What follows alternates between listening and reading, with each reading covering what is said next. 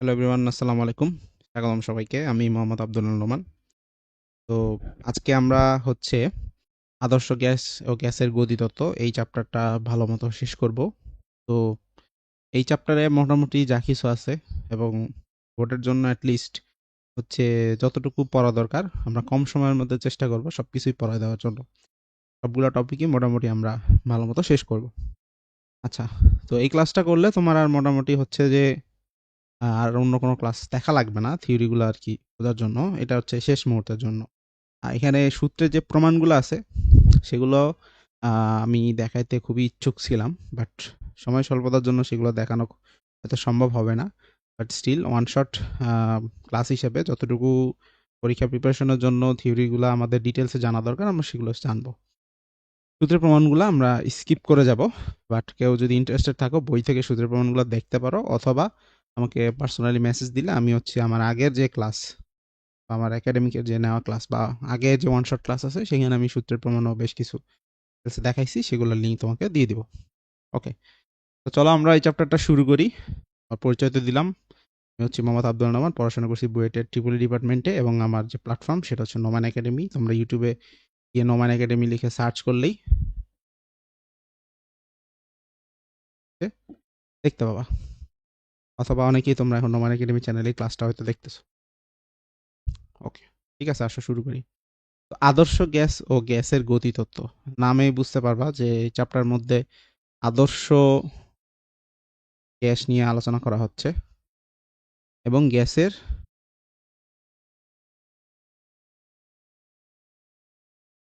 গতিতত্ত্ব নিয়ে আলোচনা করা হচ্ছে। দুইটা মোটা দাগে ভাগ করা যায়। তো গ্যাসের গতিতত্ত্বই আসলে মেইনলি ডিসকাস করা হবে। আদর্শ গ্যাস, এখন কোন একটা গ্যাসকে আমরা আদর্শ গ্যাস বলবো কখন? আমরা বাস্তবে যে গ্যাসগুলো আসলে, গ্যাস তো আসলে দেখা যায় না, যেমন আমরা নিঃশ্বাসের সাথে নিচ্ছি কি অক্সিজেন, আর ছেড়ে দিচ্ছি কার্বন ডাইঅক্সাইড, এগুলো গ্যাস। তো এগুলো তো আমরা চোখে দেখতে পাই না, বাট এগুলো কি আদর্শ? বা আদর্শ হইতে হলে কি বৈশিষ্ট্য থাকা লাগবে? তো এইরকম বেশ কিছু বৈশিষ্ট্যের বর্ণনা দেখবা বইয়ের শুরুতে দেওয়া আছে, যে আদর্শ গ্যাস কি কি বৈশিষ্ট্য ফলো করে সেগুলো তোমরা ভালো মতো দেখবা। তো এইখানে আমি সবগুলো বৈশিষ্ট্য ধরে ধরে দেখাচ্ছি না, বাট ইম্পর্টেন্ট যে জিনিসগুলো আছে সেগুলো বলতেছি। যে আদর্শ গ্যাস হওয়ার জন্য বেশ কিছু স্বীকার্য আছে, মেনে নেওয়া হয়েছে যে গ্যাস যদি এরকম এরকম আচরণ করে তাহলে তারা আদর্শ গ্যাস। যেমন গ্যাসের অণুর আয়তন নগণ্য, মানে আমরা যে গ্যাসের অণু বলি, যেমন ধর হচ্ছে অক্সিজেন যে নিঃশ্বাসে নিঃশ্বাসে আমরা নিচ্ছি, অক্সিজেন O2, একটা অক্সিজেন কিভাবে তৈরি হয়? অক্সিজেন অণু, দুইটা অক্সিজেন পরমাণু সমযোজী বন্ধনে শেয়ার মাধ্যমে অক্সিজেন অণু তৈরি হয়। এখন এই অণুর সাইজ কি আসলে কি মানে জিরো? আয়তন কি জিরো? আয়তন কি জিরো? আয়তন কিন্তু আসলে বাস্তবে জিরো না। বাস্তবে কিন্তু কিছু না কিছু আয়তন থাকে, অণুর একটা অবশ্যই সাইজ আছে। কিন্তু আদর্শ গ্যাসে আমরা মেনে নিচ্ছি এই আয়তনগুলা নগণ্য, মানে শূন্য। এটা মেনে নিচ্ছি এবং আরো মেনে নিচ্ছি আন্তঃআণবিক আকর্ষণ বল থাকে না।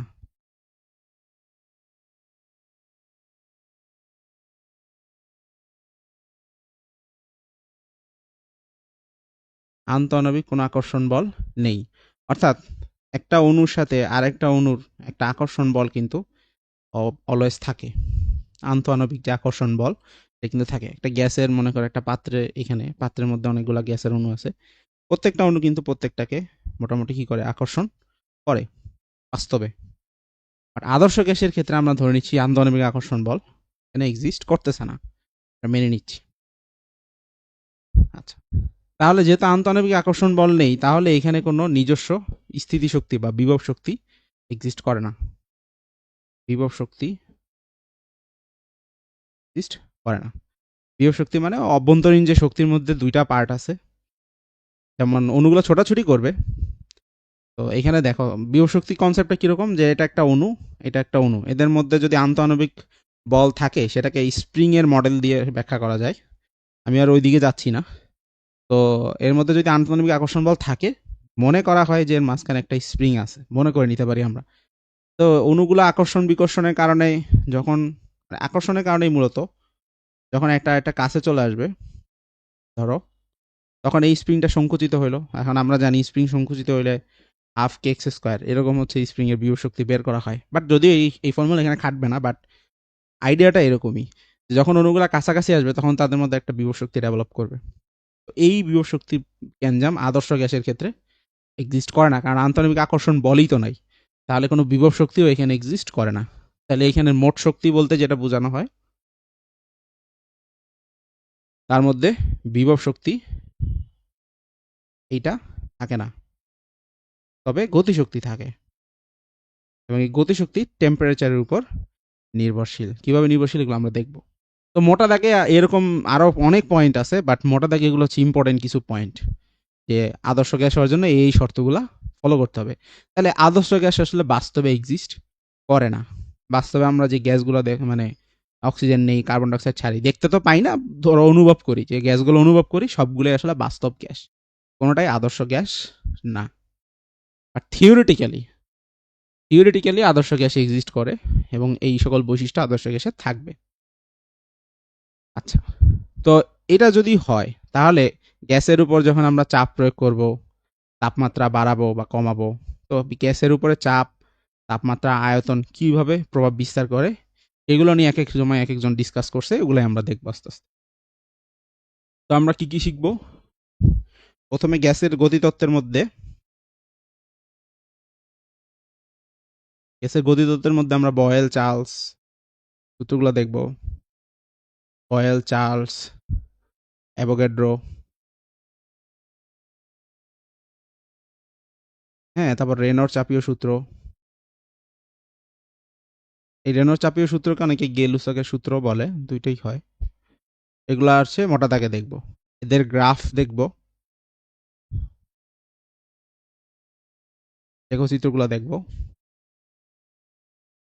এরপরে যে গ্যাসের গতি তত্ত্ব, তার মানে গ্যাসের অণুগুলো যে ছোটাছুটি করতেছে, তো অনুর বেগগুলা কিভাবে নির্ধারণ করতে হয় সেটা দেখব, এই গতি তত্ত্বের আলোকে সেটা আলোচনা করব। তো অণু যেহেতু ছোটাছুটি করতেছে, তাহলে এটা একটা রাস্তা আছে, এটা একটা পথ অতিক্রম করে, ছোটাছুটি করে একটা একটা একটা অণু একটা অণুর সাথে সংঘর্ষ করার আগ মুহূর্ত পর্যন্ত অতিক্রম করে, এটাকে বলা হয় মুক্ত পথ। মুক্তভাবে যতটুকু পথ অতিক্রম করে মুক্ত পথ, এটা দেখবো আমরা আস্তে আস্তে। এটা তো মনে থাকে আমরা এগুলো ভাগ করতে পারি। এরপরে আরেকটা টপিক সেটা শিখবো, সেটাকে আমরা আরেকটা সেকশনের মধ্যে রাখি, সেটা হচ্ছে শিশিরাঙ্ক ও আর্দ্রতা। এখন বোর্ডে যখন কোশ্চেন হয়, বোর্ডে বেশিরভাগ সময় দেখবা এই টপিকটা থেকে বেশি প্রশ্ন আসে, এবং আর এই টপিকগুলা থেকে খুচরা প্রশ্ন আসে, যেমন মিক্স করে, ধরো গতে দিল অনুর বেগ বের করো, স্ট্রেট ফরওয়ার্ড। তারপরে হচ্ছে বয়েল চার্লসের সূত্র সরাসরি আসে না, বাট এই সূত্র দিয়ে হচ্ছে ম্যাথ আসে, মানে সূত্র দিয়ে ম্যাথ বলতে এই তিনটা সূত্রের একটা কম্বাইন্ড রূপ আছে, যেটা হচ্ছে কি পিভি সমান সমান এনআরটি, এই সূত্র দিয়ে যে ম্যাথটা, সেগুলো অনেক বেশি আসে। তার মানে মোটা থেকে দুই ভাগে ভাগ করতে পারি, পিভি সমান এনআরটি একটা সেকশন, মানে ওই অনুর বেগটেক রিলেটেড একটা সেকশন, আর একটা হচ্ছে আমাদের শিশিরাঙ্ক, আর্দ্রতা, বাতাসের জলীয় বাষ্প টলীয় বাষ্প, এই সবের একটা সেকশন। মোটা থেকে দুইটা টাইপেই প্রশ্ন এই চ্যাপ্টার থেকে হয়ে থাকে। সো দুইটাই ইম্পর্টেন্ট, কোনোটাই বাদ দেওয়ার সুযোগ আসলে নাই। আমরা একটা একটা করে শুরু করি। প্রথমে বয়েলের সূত্র দিয়ে শুরু করি। তো বয়েলের সূত্র এটা আসলে অনেক ডিটেলসে পড়ানো যায়, অনেক ডিটেলসে পড়ানো সম্ভব, বাট সময় স্বল্পতার জন্য বেশি ডিটেলস আমি যাব না। তোমাদের হচ্ছে জাস্ট এটার মেইন কনসেপ্টটা কি, মেইন ধারণাটা কি, সেটা হচ্ছে আমি বলতেছি। বয়েলের সূত্রতে বলা হয়েছে যে স্থির তাপমাত্রায় নির্দিষ্ট পরিমাণ গ্যাসে, এই কথা দুটা খুবই গুরুত্বপূর্ণ। নির্দিষ্ট স্থির তাপমাত্রা এবং নির্দিষ্ট পরিমাণ গ্যাস, মানে আমরা তাপমাত্রাকে ফিক্সড করে ফেলছি এবং গ্যাসের পরিমাণটাকেও ফিক্সড করে ফেলছি, এরকম যদি হয়, তাহলে গ্যাসের যে চাপ এবং আয়তন, এটা হচ্ছে ব্যস্তানুপাতিকভাবে সম্পর্কিত। এখানে আসলে আরো একটু অনেক কিতাব আছে, ওগুলা দরকার নেই, মোটামুটি এইটা জানলেই হবে। তো চাপ এবং আয়তন হচ্ছে ব্যস্তানুপাতিক সম্পর্ক। তাহলে আমি যদি সমান সমান আনি, তাহলে এখানে একটা ধ্রুবক, গুণ 1/v। তার মানে p এবং v এর গুণফল হচ্ছে একটা ধ্রুবক। এটাই হচ্ছে বয়েলের সূত্র। pv এর গুণফল হচ্ছে একটা ধ্রুবক। তো এখন এখান থেকে হচ্ছে গ্রাফ আসতে পারে পরীক্ষায়। পরীক্ষায় গ্রাফ আসতে পারে এরকম। ধরো প্রথমে গ্রাফ আসতে পারে এরকম যে p বনাম v এর গ্রাফ আঁকো। তো p বনাম v এর গ্রাফ যদি আঁকতে হয় তাহলে দেখো এখানে খেয়াল রাখবা, তুমি যখন গ্রাফ আঁকবা এক্স আর ওয়াই এর মতো কয়েকটা বেসিক কিছু গ্রাফ জেনে রাখা উচিত। অনেকে তোমরা জানো অথবা জানো না, আমি দেখাই দিচ্ছি। এক্স ওয়াই সমান সমান যদি ধ্রুবক হয়, এদের গ্রাফ দেখতে হয় এরকম। এটা একটা টাইপ, ঠিক আছে। আবার ওয়াই সমান সমান যদি হয় এম এক্স প্লাস সি, অর্থাৎ এটা একটা সরলরেখার গ্রাফ হবে। এখন ঢালটা পজিটিভ নাকি নেগেটিভ সেটার উপর ডিপেন্ড করে আবার সরলরেখার ধরন হবে। এখন ধরো ঢালটা যদি পজিটিভ হয় তাহলে এরকম এরকম, ঢালটা পজিটিভ হলে এরকম হয়।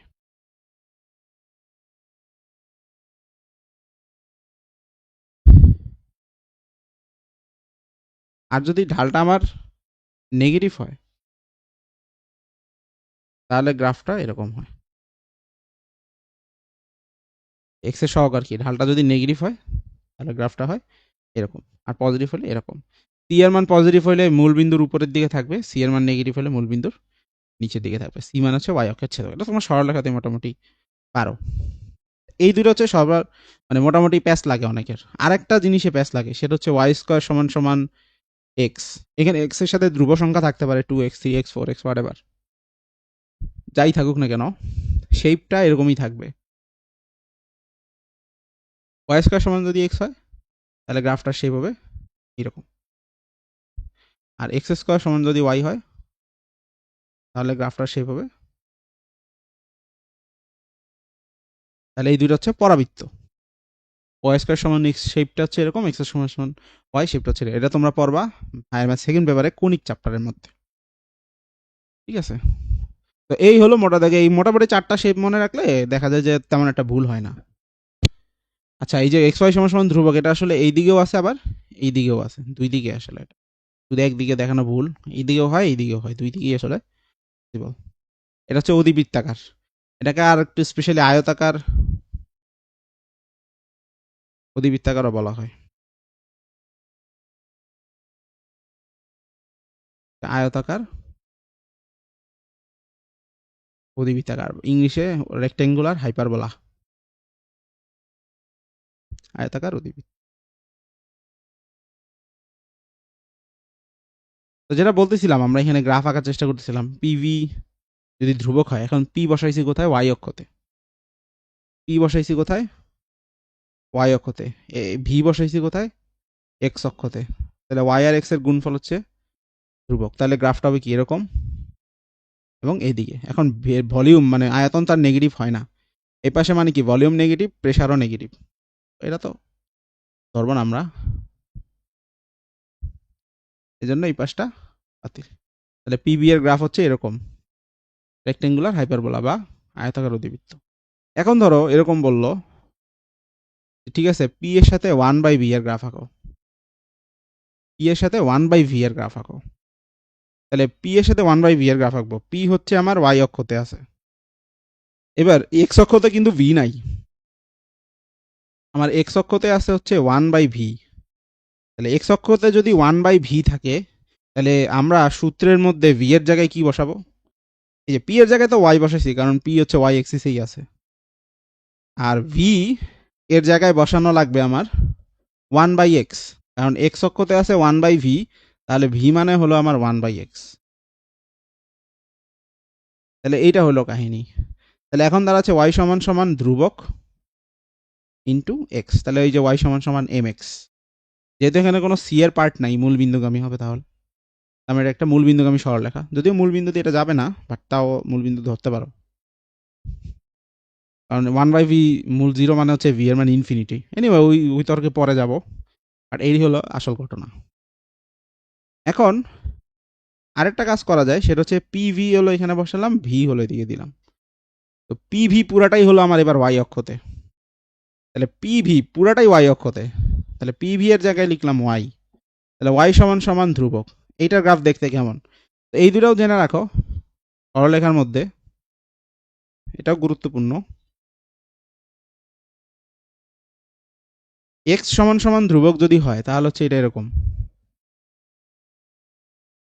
কি বোঝাচ্ছে এটা কত দূরে থাকবে আর কি ওয়াই অক্ষ থেকে বা মূল বিন্দু থেকে। ধরো এক্স সমান সমান হচ্ছে 3, তার মানে এর মূল বিন্দু থেকে 3 দূরত্বে থাকবে। আবার হচ্ছে মনে করো ওয়াই সমান সমান বলা আছে 3 বা হোয়াটএভার, তাহলে এটা হবে এক্স অক্ষের সমান্তরাল। তাহলে ওয়াই সমান সমান যে কনস্ট্যান্ট থাকবে সেটা হচ্ছে মূল বিন্দু থেকে ওই কনস্ট্যান্ট সমপরিমাণ উপরে বা নিচে, ডিপেন্ডিং অন ওই কনস্ট্যান্টের মান কি। যেমন মনে করো বলা আছে, তাহলে ধরো আঁকতে বলছে যে ওয়াই সমান সমান -2, এটা গ্রাফ আঁকো। ওয়াই সমান সমান -2 গ্রাফ আঁকবো কিভাবে? তো প্রথমে দেখলাম যে ওয়াই সমান সমান সামথিং আছে, ওয়াই সমান সমান সামথিং মানে যে ওয়াই সমান সমান সামথিং মানে এক্স অক্ষের প্যারালাল, তার মানে আমরা এক্স অক্ষের প্যারালাল লাইন টানবো। যেহেতু ওয়াই এর মান -2, তার মানে আমরা মূল বিন্দু থেকে 2 গুণ নিচে লাইন টানবো। এই এই এই এই এই সরলরেখার উপর সবার জন্য ওয়াই এর মান -2। যেমন মনে করো আমরা যদি একটা পয়েন্ট ধরি, ধরো 5, -2, সেটাও এখানেই থাকবে, 1 2 3 4 5 1 2। আবার মনে করো 3, -2, তার মানে ওয়াই এর মান অলওয়েজ -2, 1 2 3 1 2, তাহলে এখানে আছে। তার মানে এই লাইনের উপর সকল বিন্দুতে ওয়াই এর মান -2, বাট এক্স এর মান ভিন্ন ভিন্ন হতে পারে। এই জন্য এটা সমীকরণ হচ্ছে ওয়াই সমান সমান মাইনাস। তো এই কথাটা কেন আসলো, এই যে ওয়াই সমান সমান ধ্রুবক, এখন ধ্রুবকের মান পজিটিভ নেগেটিভ ওই অনুযায়ী আঁকবা। তো যেহেতু ওয়াই সমান সমান ধ্রুবক, এখানে ধ্রুবকটা আসলে পজিটিভই, তাহলে এই ক্ষেত্রে আমাদের গ্রাফটা হবে এরকম, কারণ ওয়াই সমান সমান কনস্ট্যান্ট, তার মানে এক্স অক্ষের সমান্তরাল হবে গ্রাফটা। তো এইভাবে আমরা গ্রাফ আঁকতে পারি। এখন এই এই জিনিসটাকে আরেকটু আপগ্রেড করা যায়, আরেকটু প্যাচ লাগানো যায়। আমরা তো স্থির তাপমাত্রায় বলছিলাম, এখন মনে করো এক একটা তাপমাত্রায় গ্রাফের শেপ হবে এক এক রকম। তো সেটা আমরা একটু পরে শিখবো। বয়েলের সূত্রটা যেহেতু দেখছি, আমরা তার সাথে সাথে একটু চার্লসের সূত্রটাও দেখে নিই। ওই 3টা সূত্র শিখে একবারে হচ্ছে গ্রাফের বিভিন্ন মডিফাইড ভার্সন দেখবো নি।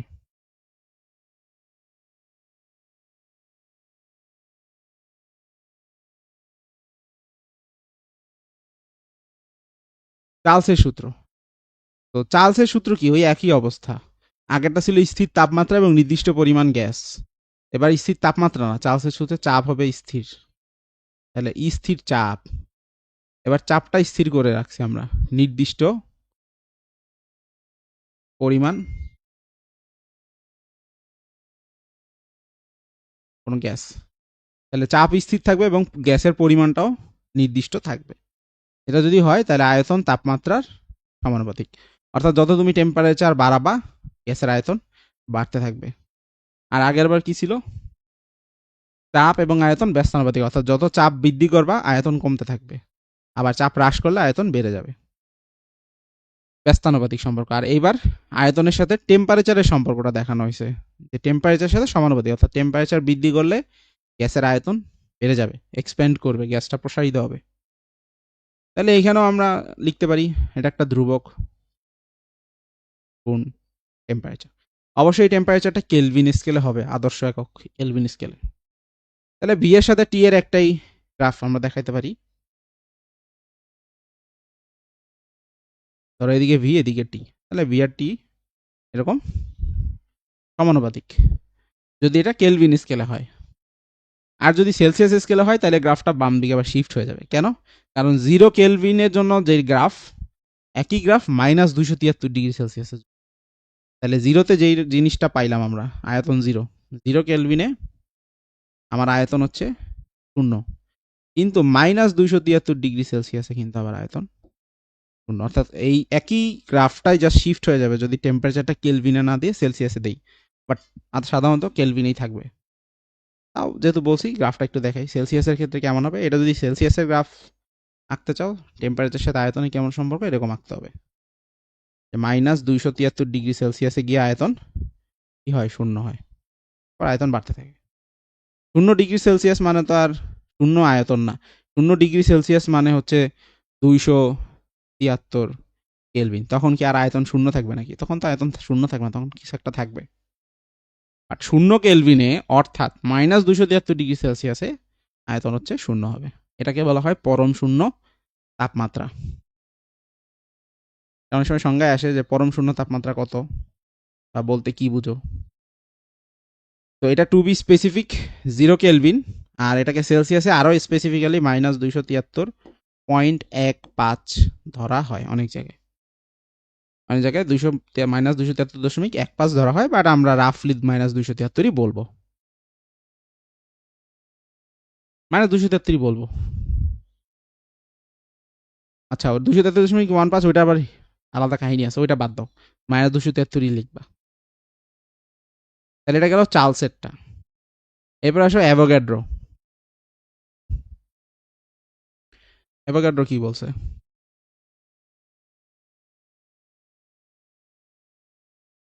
আচ্ছা, অ্যাভোগাড্রোর আগে আরেকটা আছে রেনল্ডস চাপীয় সূত্র, ওইটা দেখেনি।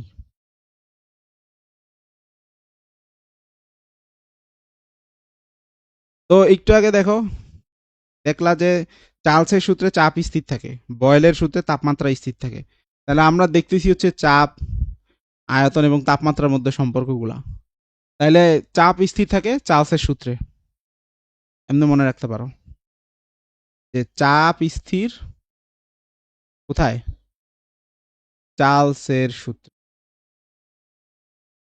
চাপ স্থির থাকে চার্লসের সূত্রে। তারপর টেম্পারেচার বা তাপমাত্রা, তাপমাত্রা স্থির থাকে বয়েলের সূত্রে।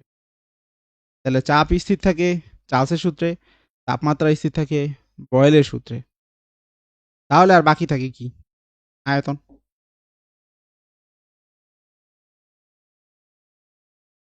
তাহলে আমার আয়তন স্থির থাকবে কখন?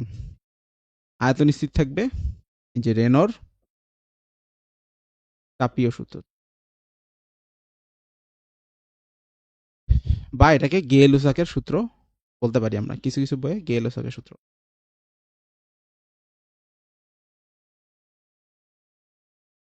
সূত্রটা কি? সেম, আয়তন স্থির থাকবে এখানে, স্থির আয়তন, এবং গ্যাসও নির্দিষ্ট হবে।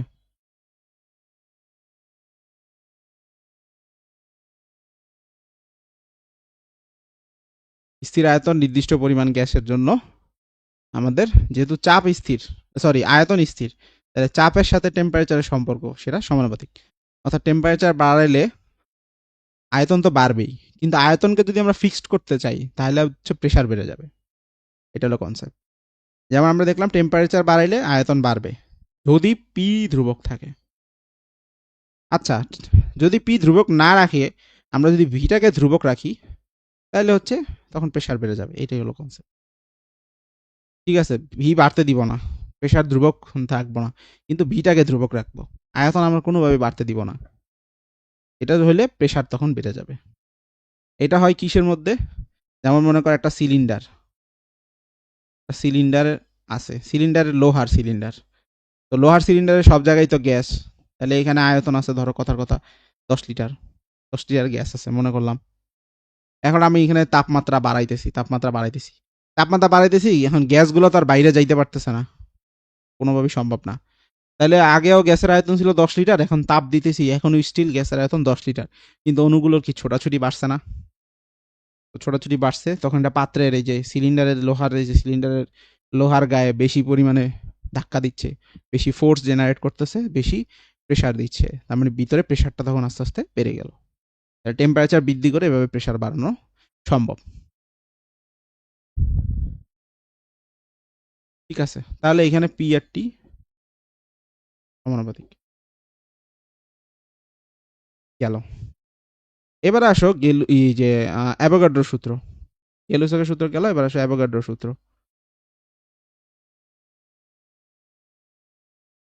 অ্যাভোগাড্রোর সূত্র হচ্ছে যদি এবার তাপমাত্রা এবং চাপ স্থির থাকে,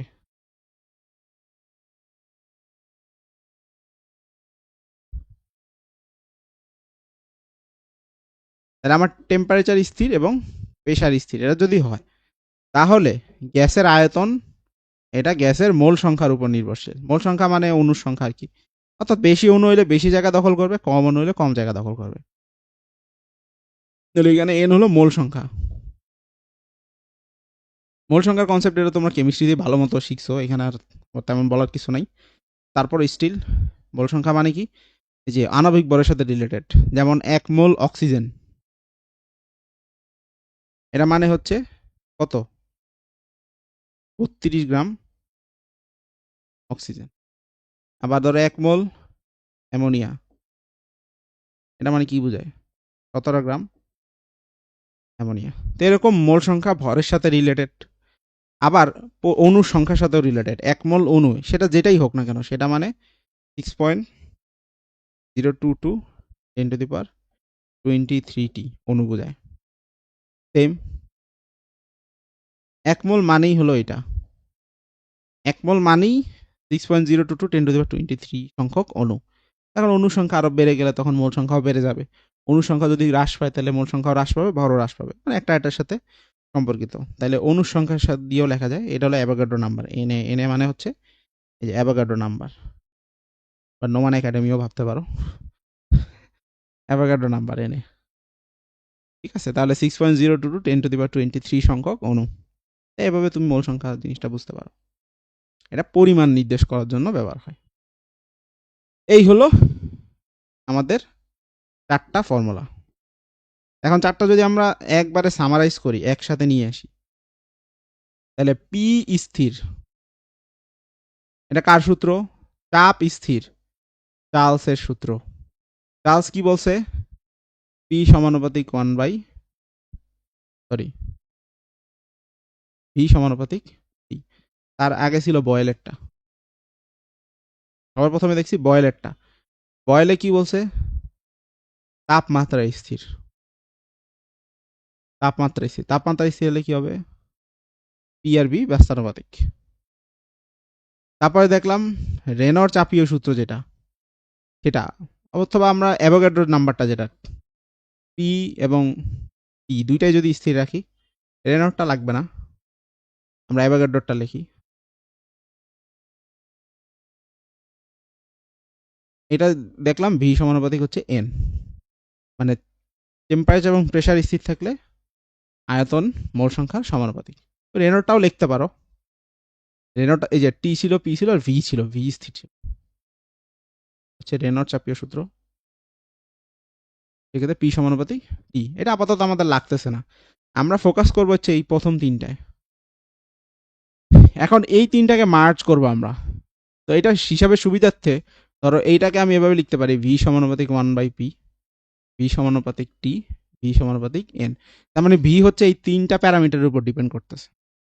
তাহলে এই তিনটাকে যদি আমরা মার্জ করি একবারে, তাহলে টি এবং এন এর গুণফল উপরে আর নিচে হচ্ছে পি, তাহলে পি ভি সমানুপাতিক হচ্ছে এন টি। তাহলে এখানে যদি আমরা একটা ধ্রুবক আনি, তাহলে এই ধ্রুবকটাই হলো আর, এন আর টি এর, পিভি সমান সমান এন আর টি, যে ফেমাস সূত্র, এই সেই আর। তাহলে এই আর হলো মোলার গ্যাস ধ্রুবক বা সার্বজনীন গ্যাস ধ্রুবকও বলা যেতে পারে। ঠিক আছে, তাহলে আমরা এখান থেকেই আসলে বলি যে পিভি সমান সমান এন আর টি। তাহলে এই সূত্রটা আমরা মনে রাখবো, এই একটা সূত্র মনে রাখলে এখান থেকে বয়েলের সূত্র বের করা যাবে, এখান থেকে চার্লসের সূত্র বের করা যাবে, এখান থেকে সবগুলো বের করা যাবে। তো দেখো টেম্পারেচার যদি স্থির থাকে, এই এক সূত্র থেকে বের করা যাবে। প্রথমটা দেখো, টেম্পারেচার যদি স্থির থাকে, তাহলে টেম্পারেচার স্থির বাদ দিলাম, তাহলে এন নির্দিষ্ট পরিমাণ গ্যাসের জন্য, তার মানে গ্যাসের পরিমাণও যদি নির্দিষ্ট হয়ে যায় এটাও ধ্রুবক। আর আর তো এমনি ধ্রুবক, তার মানে পুরাটাই ধ্রুবক হয়ে গেছে, পিবি সমান সমান ধ্রুবক, এটাই বয়েলের সূত্র। গেল।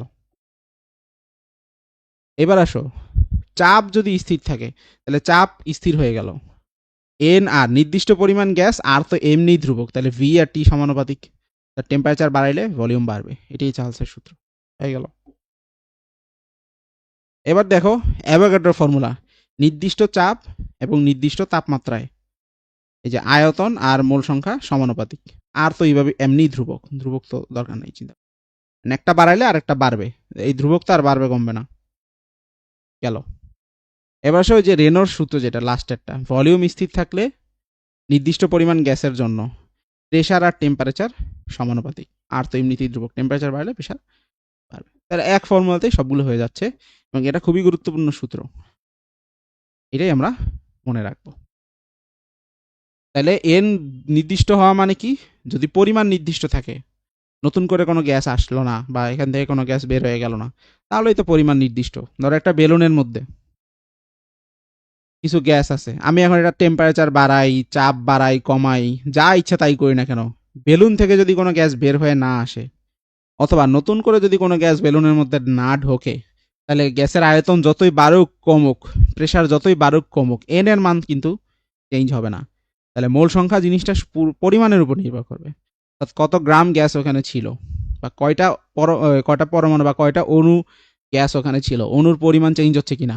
যদি নতুন কোনো অণু সেখানে ঢোকে তাহলে এন মোল সংখ্যা পরিবর্তন হয়ে গেল, বা সেখান থেকে যদি কোনো অণু বের না হয়ে যায় বা বের হয়ে গেলে তখন এন পরিবর্তন হইলো, মানে অ্যাকচুয়ালি রিয়েলি যদি অণু বের হয়ে যায় বা ঢোকে তাহলেই কেবলমাত্র হচ্ছে পরিমাণে পরিবর্তন হবে, তা না হয় হবে না। এটা মনে রাখবা আর কি। এটা এখন এই আর এর মানটা কি হয়, বা আমরা বলি না এসটিপি তে 1 মোল গ্যাসের আয়তন কত, এটা কত ধরি 22.4 লিটার, 22.4 লিটার। তো এখান থেকে তুমি আর এর মানটা চাইলে বের করতে পারো। তাহলে আর এর মানটা হচ্ছে পিভি ভাগ এনটি। এখন বলো এসটিপি, এসটিপি মানে কি? Standard temperature pressure. Standard temperature কত?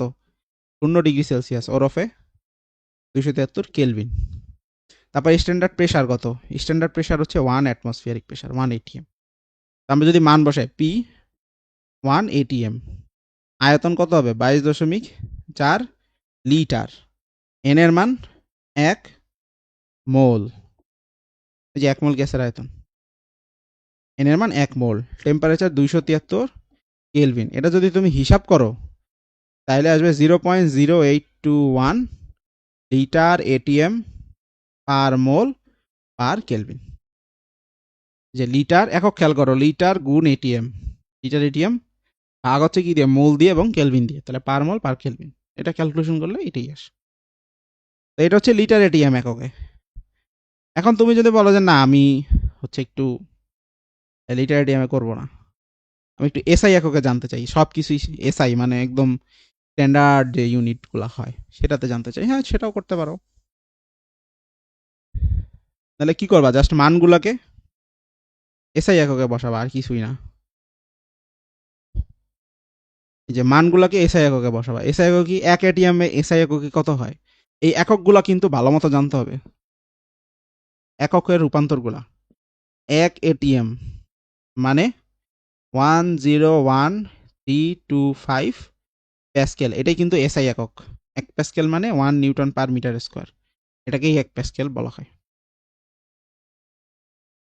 তারপরে 1 ATM কে আমরা আরো লিখতে পারি পারদ চাপ, মানে নর্মালি ব্যারোমিটার যেগুলো দিয়ে চাপ মাপা হয়, পারদের ব্যারোমিটার যদি হয় তাহলে পারদের উচ্চতাকে মেজারমেন্ট মানে করার পর তার সাথে ঘনত্ব এবং জি, পি সমান সমান তো এইচ রো জি না, পারদের উচ্চতার সাথে পারদের ঘনত্ব এবং অভিকর্ষ ত্বরণ গুণ করার পরে চাপ বের করা হয়। তো সেই চাপ এটা আসে। তো স্ট্যান্ডার্ড 1 ATM প্রেসারে তখন পারদের উচ্চতা থাকে 76 সেন্টিমিটার মার্কারি, বা মিলিমিটারে বললে 76 সেন্টিমিটারকে মিলিমিটার নিলে 760 হয়, 760 মিলিমিটার মার্কারি। এখন 1 মিলিমিটার মার্কারি মানে 1 টর, এটাকে তুমি চাইলে 760 টরও বলতে পারবা। এই তো চাপের বিভিন্ন একক। তাহলে এখন আমরা করতে যাচ্ছি এসআই এককে, তাহলে 101,325 প্যাসকেল, এটা হলো এসআই একক। এখন লিটার, আয়তনের এসআই একক তো লিটার না, তাহলে আসলে আয়তনের কনভার্সন গুলাও জেনে নিই। আয়তনে 1 ঘনমিটার মানে 1000 লিটার, এসআইতে ঘনমিটার ব্যবহার করা হয়। 1 ঘনমিটার মানে হচ্ছে 1000 লিটার। আরো একক কিছু জেনে রাখো, 1 ঘন সেন্টিমিটার মানে 1 সিসি, মানে হচ্ছে 1 মিলি, এই যে জানলেই হয়। আবার 1 ডেসিমিটার কিউব, এটা মানে হচ্ছে 1 লিটার। ঠিক আছে, এগুলো মোটামুটি জানলেই হয়, মিলিলিটার এগুলাই। তো লিটার আর ঘনমিটার এটার কনভার্সন তো দেখছি, তার মানে লিটার থেকে ঘনমিটার গেলে 1000 দিয়ে ভাগ হবে, মানে 22.4 ভাগ 1000, এটা হয়ে গেল ঘনমিটার। আর 1 মোল তো মোলই আছে, এখানে কিছু করার নাই। 273 কেলভিন, এখানেও কিছু করার নাই। ঠিক আছে, তাহলে এখন এটা হিসাব করবা। এটা হিসাব করলে আসবে 8.314। একক কি? প্যাসকেল ঘনমিটার পার মোল পার কেলভিন। এখন এই প্যাসকেল ঘনমিটারকে বলা হয় জুল, জুল পার মোল পার কেলভিন। এখন অনেকের মনে প্রশ্ন হইতে পারে প্যাসকেল ঘনমিটার কিভাবে জুল হইলো। প্রশ্ন থাকলে উত্তর দেখায় দিই। তো প্যাসকেল ঘনমিটার, তো প্যাসকেল এই জিনিসটা মানে কি? এটা হচ্ছে নিউটন পার মিটার স্কোয়ার। তো প্যাসকেল ঘনমিটার এটা হচ্ছে নিউটন পার মিটার স্কোয়ার গুণ মিটার কিউব। তার মানে এটা আসতেছে নিউটন মিটার। তো নিউটন মিটার মানে তো জুল, ডাব্লিউ সমান সমান এফএস না, নিউটন মিটার মানে কি? সেখান থেকে প্যাসকেল ঘনমিটার মানে হচ্ছে, এনিওয়ে এই যে আর এর মানটা দেখাই দিলাম। ওকে, আমরা কি কি শিখলাম দেখো। আমরা বয়েলের সূত্র শিখলাম, চার্লসের সূত্র শিখলাম, অ্যাভোগাড্রোর সূত্র শিখলাম, রেনর চাপের সূত্র শিখলাম এবং ইন্ডিভিজুয়াল গ্রাফ দেখছি।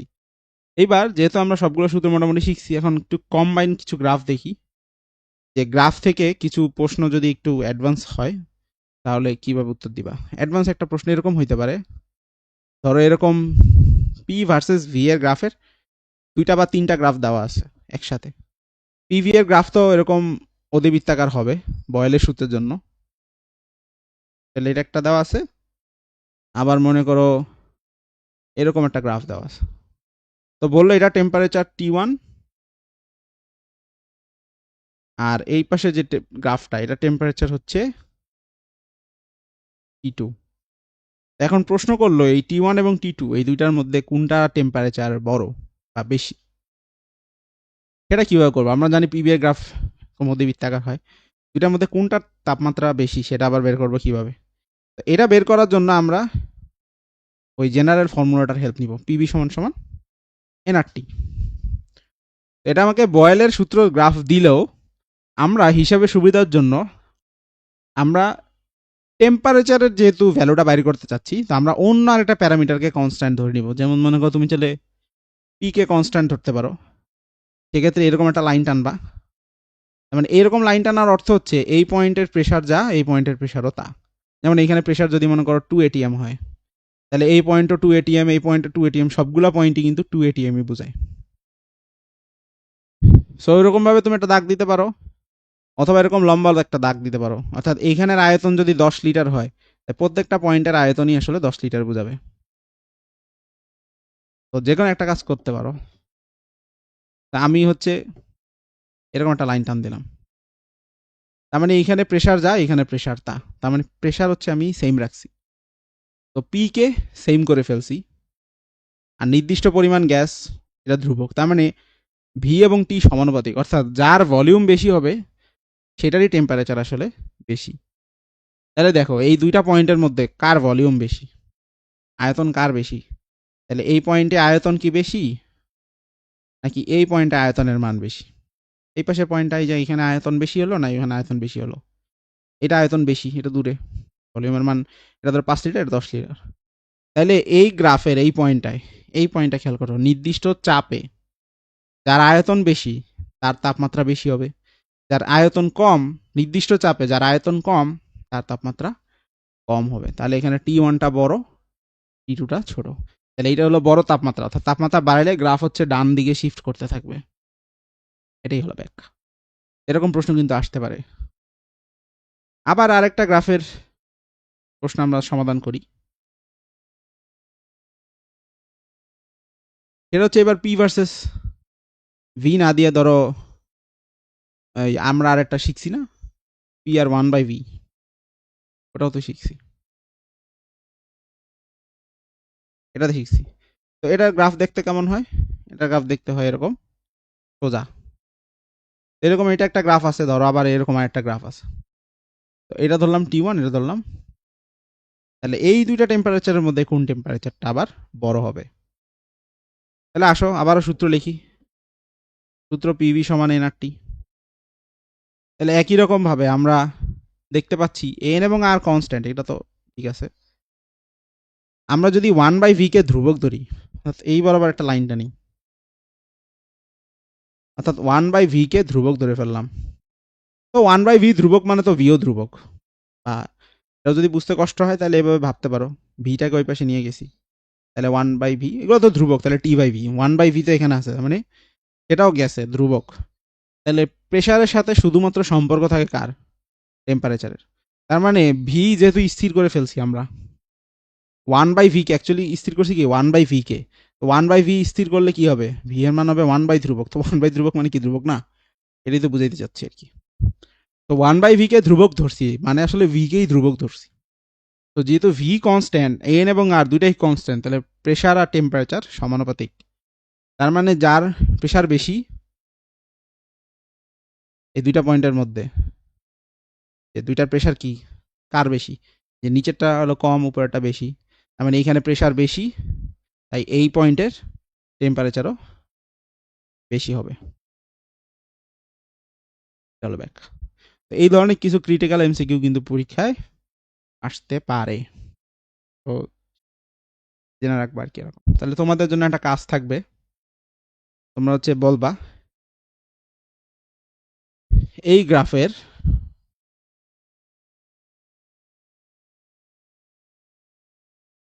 এইখানে টেম্পারেচার T1 এর জন্য, এটা টেম্পারেচার T2 এর জন্য, এই গ্রাফের মধ্যে T1 আর T2 এর মধ্যে কোনটা বড়, এটা হচ্ছে তোমরা বলবা। তাহলে মোটামুটি আমরা এখান থেকে থিওরিটা পড়ে ফেলছি, এখন এটা রিলেটেড কিছু ম্যাথ দেখবো। হ্যাঁ, রিলেটেড কিছু ম্যাথ দেখবো, এটা খুব ভালো ভালো প্রশ্ন আসে কিছু, যেমন বুদবুদের অঙ্কটা সবচেয়ে বেশি আর কি, এটা ফেমাস। এই প্রশ্নটা আমরা বুদবুদের প্রশ্ন সলভ করার ট্রাই করবো। রাজশাহী বোর্ড 2025-এ এরকম একটা প্রশ্ন আসছে, একটা বুদবুদ,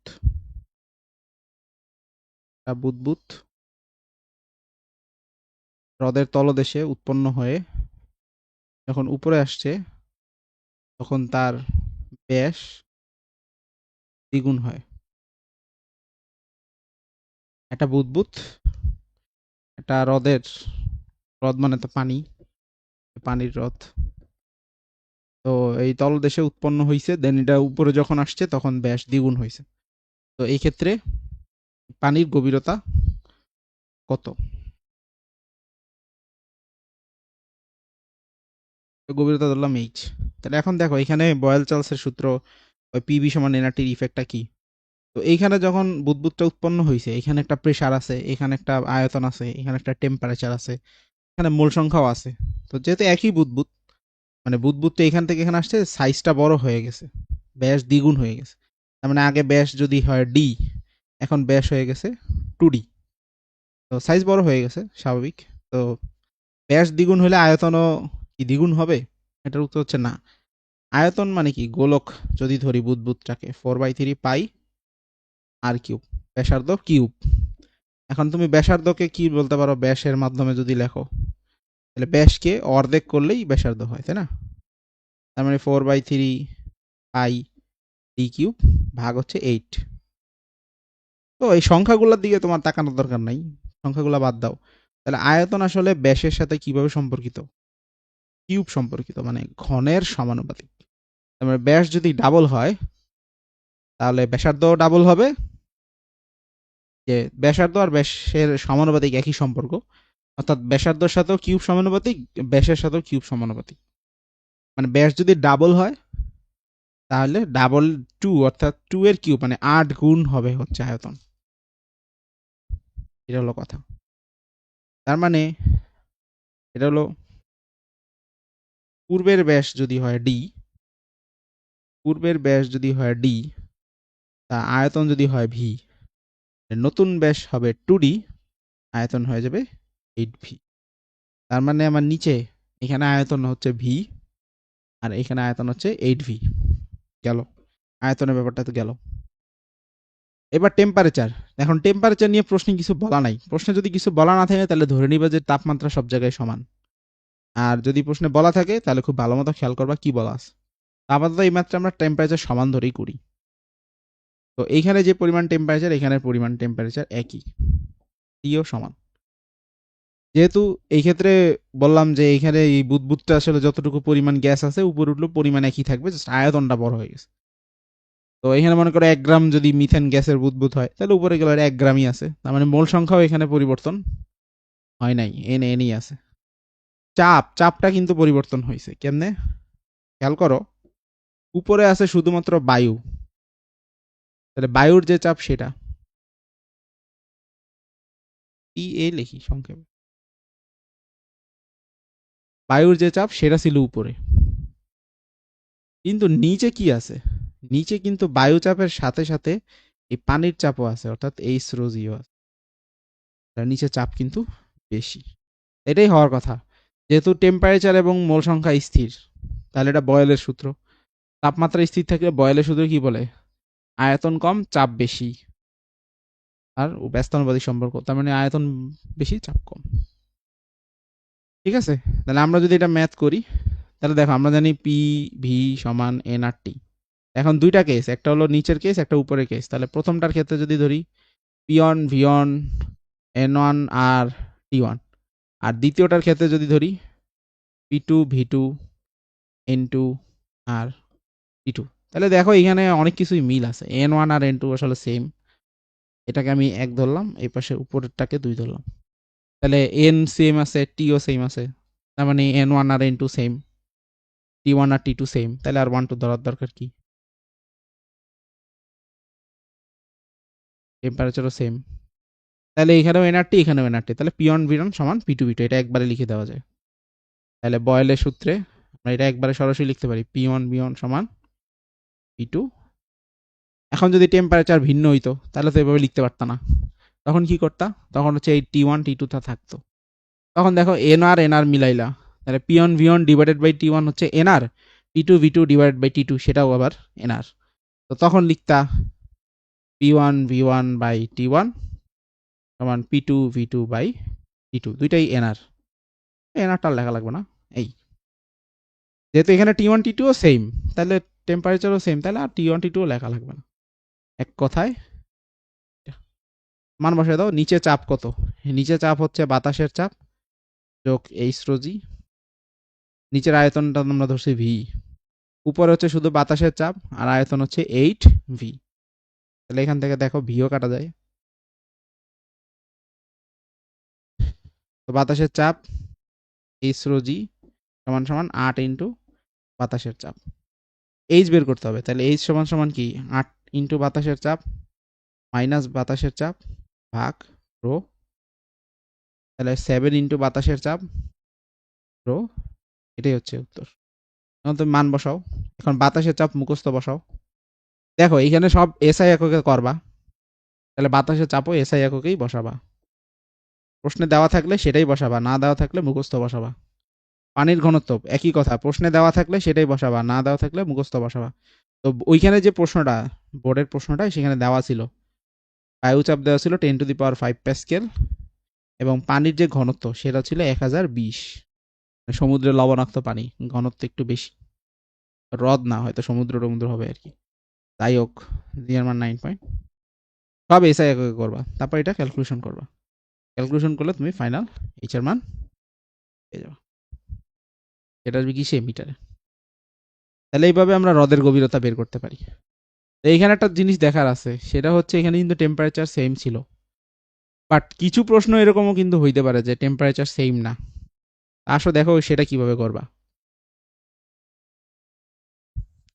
ধরো এই প্রশ্নটাই সবই এরকমই দেওয়া আছে, ধরো এখানে একটা গ্যাস তৈরি হয়েছে, গ্যাসটা যখন আস্তে আস্তে উপরে উঠছে বেশ দ্বিগুণ হয়েছে, মানে আয়তন 8 গুণ হয়েছে।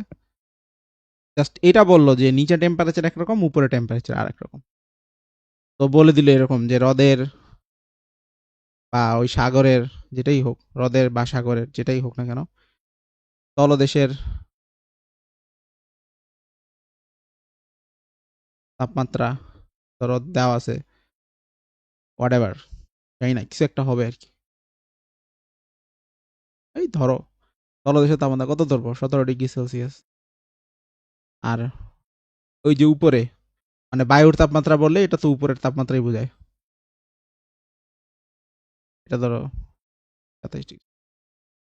এখন যখন করবা তখন পিয়ন ভিয়ন সমান কি ছিল, nr_t1, p2v2 সমান কি ছিল, nr_t2।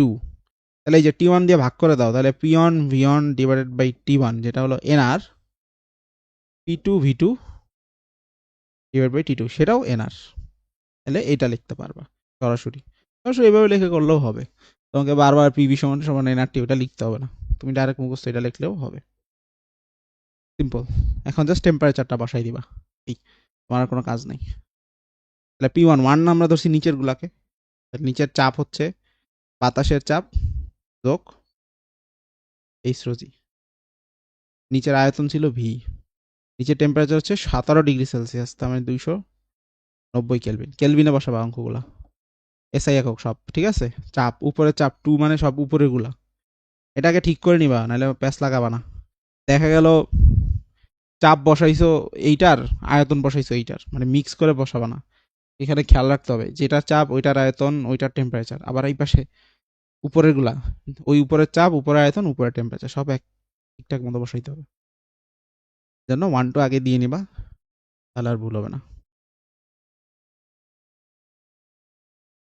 এই তো ভিভি কাটা যাচ্ছে, এখন এটা সলভ করলে তোমরা নিজেরাও এইচ বের করতে পারবা।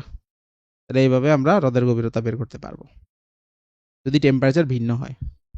আরেক ক্যাটাগরির কোশ্চেন হইতে পারে যে টেম্পারেচার সরাসরি দেওয়া নাই, বাট একটা হিন্টস দেওয়া আছে। সরাসরি মানে সরাসরি টেম্পারেচার দেওয়া নাই, এরকম দেওয়া আছে যে আচ্ছা ঠিক আছে ভালো কথা, যে এরকম এরকম ঘটনা, ওকে। তো টেম্পারেচার প্রত্যেক মিটারে হচ্ছে কমতে থাকে। যে ধরো বলা আছে বায়ুর তাপমাত্রা ধরো 27 ডিগ্রি সেলসিয়াস প্রতি মিটার গভীরতায় তাপমাত্রা 0.1 ডিগ্রি সেলসিয়াস করে কমতে থাকে, এরকম হইতে পারে, বা 0.1 ডিগ্রি, আচ্ছা ঠিক আছে 0.1 ডিগ্রি সেলসিয়াস করে কমতে থাকে, এইভাবে বলা আছে। তখন কি করবা দেখো, তখন হ্রদের গভীরতা কিভাবে বের করবা। পি আর ভিতে তো কোনো সমস্যা নাই, সবকিছু আগের মতো। p1 মানে সব নিচের গুলা, নিচে প্রেসার হচ্ছে বায়ুর চাপ যোগ তরলের চাপ p1, নিচের আয়তন হচ্ছে কি ভি, নিচের টেম্পারেচারটা কত হবে এটা একটা ক্যালকুলেশনের বিষয় আছে, তো এটা একটু পরে লিখতেছি। তারপর p2v2 t2, p2 উপরের চাপ হচ্ছে কত 10⁵, আয়তন কত 8v, উপরের টেম্পারেচার কত 27 ডিগ্রি সেলসিয়াস মানে 300 কেলভিন। এবার দেখো নিচের টেম্পারেচারটা কত হবে, অ্যাকচুয়ালি নিচের টেম্পারেচারটা কত হবে, নিচের টেম্পারেচারটা হবে উপরে যা ছিল, অর্থাৎ 27 ডিগ্রি সেলসিয়াস ছিল।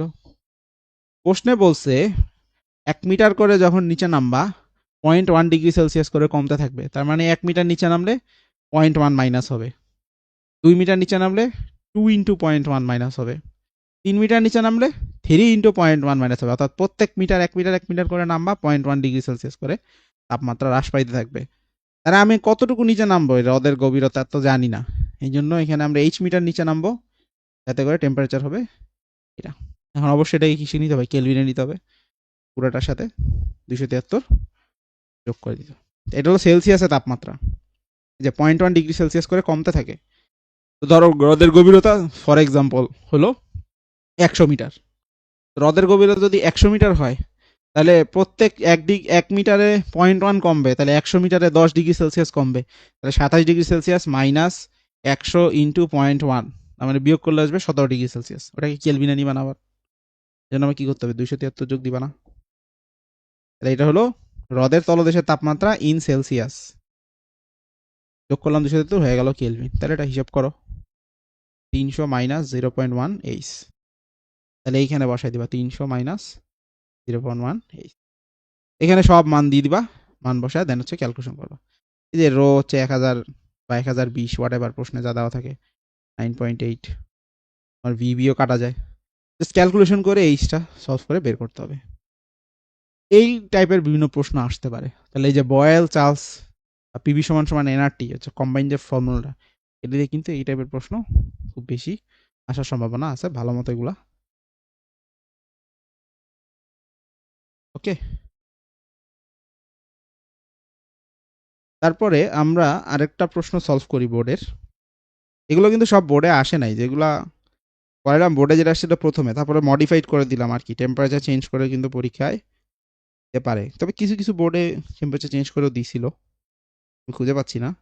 তোমরা দেখো যখন টেস্ট পেপার সলভ করো তখন দেখতে পারবা।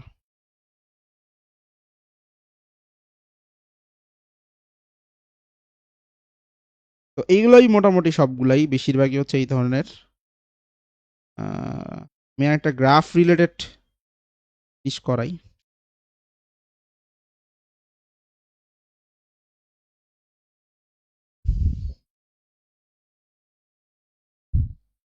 ধরো এরকম একটা গ্রাফ দেওয়া আছে, তো এইখানে বলা আছে যে এদিকে হচ্ছে প্রেসার এটিএম এ, এদিকে হচ্ছে আয়তন ঘনমিটারে।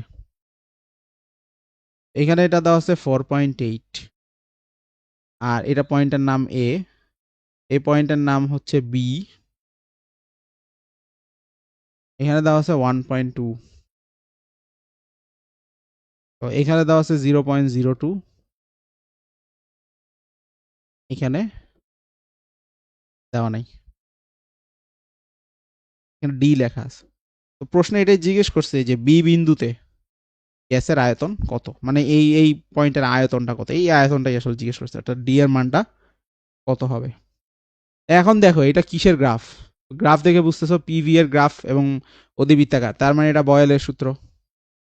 তো বয়েলের সূত্রে কি, পিভি সমান সমান ধ্রুবক, মানে পি আর ভি এর গুণফল ধ্রুবক থাকবে, এখানে পি আর ভি এর গুণফল যা, এই জায়গাতেও পি আর ভি এর গুণফল তাই হবে, এবং প্রত্যেকটা পয়েন্টেই পি এবং ভি এর গুণফল একই রকম হইতে হবে, শুধু এই দুইটা পয়েন্টে আবার হইলে হবে না, প্রত্যেকটা পয়েন্টেই কিন্তু পি এবং ভি এর গুণফল ধ্রুবক থাকবে। তার মানে আমরা যদি পি ওয়ান ভি ওয়ান সমান লিখি, তাহলে পি টু ভি টু, অর্থাৎ 1 নম্বর পয়েন্টের পি এবং ভি এর গুণফল 2 নম্বর পয়েন্টের পি এবং ভি এর গুণফলের সমান। তাই 1 নম্বর পয়েন্ট ধরলাম এ কে, এটা ধরলাম বি কে। এখানে পি হচ্ছে 4.8 এটিএম এবং ভি হচ্ছে 0.02 মিটার কিউব। এবার ওই পাশে 2 নম্বর পয়েন্ট, এখানে এইখানে পি হচ্ছে 1.2 এটিএম, আর আয়তনটাই বের করতে চাই, তো ধরলাম ভি, জানি না। তো দেখো এখানে কাটাকাটি করলে এটিএম এটিএম কাটা যায়, 4 × 48 সাইড দিয়ে গুণ হবে, তাহলে ভি আসবে 0.08। তাহলে এইভাবে গ্রাফ থেকেও কিন্তু প্রবলেম আসতে পারে, ভালো মতো দেখবো এগুলা।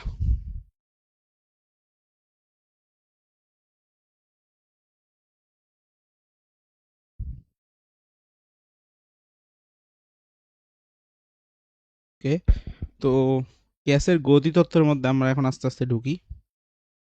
তো গ্যাসের গতিতত্ত্বে মানে হচ্ছে গ্যাসের যে গতি বা বেগ, বেগগুলো আমরা কিভাবে বের করতে পারি।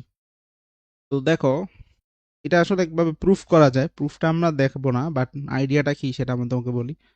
ধরো একটা পাত্র আছে এরকম, তো পাত্রের মধ্যে অণু আছে অনেকগুলা, এই অণুগুলো তো ছোটাছুটি করবে, তো অণুগুলো পাত্রের গায়ে আঘাত করবে, তো যেই বেগে ধাক্কা দিবে ওই বেগেই ফিরে আসবে, এই সংঘর্ষগুলো হবে স্থিতিস্থাপক, অর্থাৎ যে বেগে ধাক্কা দিবে সেই বেগেই ফিরে আসবে। তো এই ধাক্কা দেওয়ার ফলে এই পাত্রের দেয়ার একটা চাপ অনুভূত হবে, ওই চাপটাই হচ্ছে প্রেসার পি। এই অণুগুলো যে ছোটাছুটি করতেছে এই পাত্রের যে আয়তন, অর্থাৎ এই অণুগুলোর জন্য অ্যাভেলেবেল যে আয়তন সেটা হচ্ছে ভি। তো অণুগুলো যে বেগে চলাচল করতেছে, এখন অণু আছে অনেকগুলো, এক একটা এক এক বেগে চলাচল করবে, একটা অণু সি 1 বেগে চলাচল করলো, এটা ধরলাম বেগ সি 2, অন্য একটা অণুর বেগ হচ্ছে সি 3, এরকম এক একটা অণু আসলে এক একটা বেগে চলাচল করবে। তো এক একটার এনার্জি বা শক্তিও এক এক রকম হবে। তো সবগুলার না ধরে আমরা একটা এভারেজ ধরতে পারি, এটা আসলে এভারেজ বলাটাও উচিত হবে না, ওটা একটা স্পেশাল নাম আছে, সেটা হচ্ছে আরএমএস। কেন এটার নাম আরএমএস হলো সেটা দেখো, আমরা যদি মনে করি যে এখানে সবগুলো energy same, same energy same, মানে আমরা এমনভাবে অ্যাভারেজ ধরবো যাতে এনার্জি একই রকম থাকে, বেশি কম হলে তো সমস্যা। ধরো অণু একটা আছে, তাহলে ওইটার এনার্জি কি হাফ এম স্কোয়ার, গতিশক্তি। অণুর তো কোনো স্থিতিশক্তি নেই, এটা কিন্তু স্বীকার করে আসছি আমরা। তো এনার্জি বলতে গতিশক্তি আছে, এটা হলো প্রথম অণুর। এরকম দ্বিতীয় অণুর গতিশক্তি হবে কি হাফ এম ভি স্কোয়ার। এরকম করে 3 নাম্বার অণুর গতিশক্তি হবে কি হাফ এম ভি স্কোয়ার। এরকম যতগুলা অণু আছে, এন সংখ্যক অণু যদি থাকে, তাহলে হাফ এম। এন সংখ্যক অণুর এটা হচ্ছে টোটাল এনার্জি। এখন আমরা ধরতে চাচ্ছি কি এবার, তো এক একটা অণুর বেগ যেহেতু এক এক রকম, আমরা একটা অ্যাভারেজ ধরতে যাচ্ছি। অ্যাভারেজ মানে সবার বেগ হচ্ছে ওই একটাই, সেটা হলো সি। সবার বেগ সি। তাহলে আমি আবার সেম ভাবে লিখবো half M V square, half M V square. এরকম এন সংখ্যক বার লিখতে হবে, যেহেতু অণুর সংখ্যা হচ্ছে এন সংখ্যক, তাহলে প্রত্যেকটার বেগই আমরা মোটামুটি অ্যাভারেজ একটা ধরছি সি। তো এরকম ভাবে সেম আবার এন সংখ্যক বার জিনিস যোগ না দিয়ে আমরা একবারে যদি লিখি এটার সাথে এন গুণ আকারে রাখলাম টোটাল এনার্জি যেটা, তাহলে এটা হলো টোটাল এনার্জি মিন করতেছে, এটাও আলাদা আলাদা টোটাল এনার্জি মিন করতেছে। এখন যদি তুমি কাটো, এখানে হাফ এম কাটাকাটি করে দাও, C one square, two square, C three square, এভাবে সি এন স্কোয়ার, এটা সমান সমান C square into N. N দিয়ে যদি ভাগ করি এখানে এন চলে আসলো। তাইলে এই যে বেগটা সিটা, এটা হলো কি root over C one square, C two square, C three square, এরকম যতগুলো অণু আছে সবার বেগের বর্গ সমষ্টি ভাগ করবে এন দিয়ে। তাহলে দেখো এটা আসলে কি রুট করছি। রুট করছি কিসের রুট করছি? রুট করছি এমন একটা জিনিসের, যে জিনিসটা হচ্ছে গড়, বাট বর্গের গড়। তার মানে বর্গের গড়ের বর্গমূল। তাহলে এটাকে বলা হয় মূল গড় বর্গ বেগ। তার মানে বর্গ বেগের গড় করা হয়েছে, যে বর্গ করা হয়েছে, স্কোয়ার করা হয়েছে, দেন গড় করা হয়েছে, সব যোগ করে ওই যে সংখ্যা কয়টা অণু আছে সেই সংখ্যা দিয়ে ভাগ করা হয়েছে, গড় বের করা হয়েছে। গড় বের করা হয়েছে, বর্গ করে গড় বের করা হয়েছে, দেন বর্গমূল করা হয়েছে। এই জন্য এটাকে সংক্ষেপে রুট মিন স্কোয়ার বা আর এম এস বলা হয়। তার মানে এই সি এর জায়গায় আমরা সি আর এম এস বলতে পারবো সংক্ষেপে। তো সি আর এম এসটাই হচ্ছে কাইন্ড অফ অ্যাভারেজের মতো, বাট এটার অ্যাভারেজটা কিন্তু নর্মাল সব যোগ দিয়ে এভাবে বেগগুলো সব যোগ দিলাম, গড় করলাম, এটাই হয়ে গেল অ্যাভারেজ। ব্যাপারটা আসলে এরকম করলে যেটা সমস্যা হয়, এনার্জি কিন্তু সমান থাকবে না, তাহলে হচ্ছে বেগ ভুলভাল তথ্য দিবে। তো ওরকমভাবে র্যান্ডমলি করা যাবে না। বেগের মানটা এমনভাবে থাকতে হবে যাতে এনার্জিটাও আমার কনস্ট্যান্ট, দুই পাশে মানে এমনভাবে গড় বেগ বেগটা ধরবো যাতে এনার্জিটাও সমান থাকে। আর এনার্জি সমান ধরতে হলে এইভাবে গড় বেগ ধরতে হবে।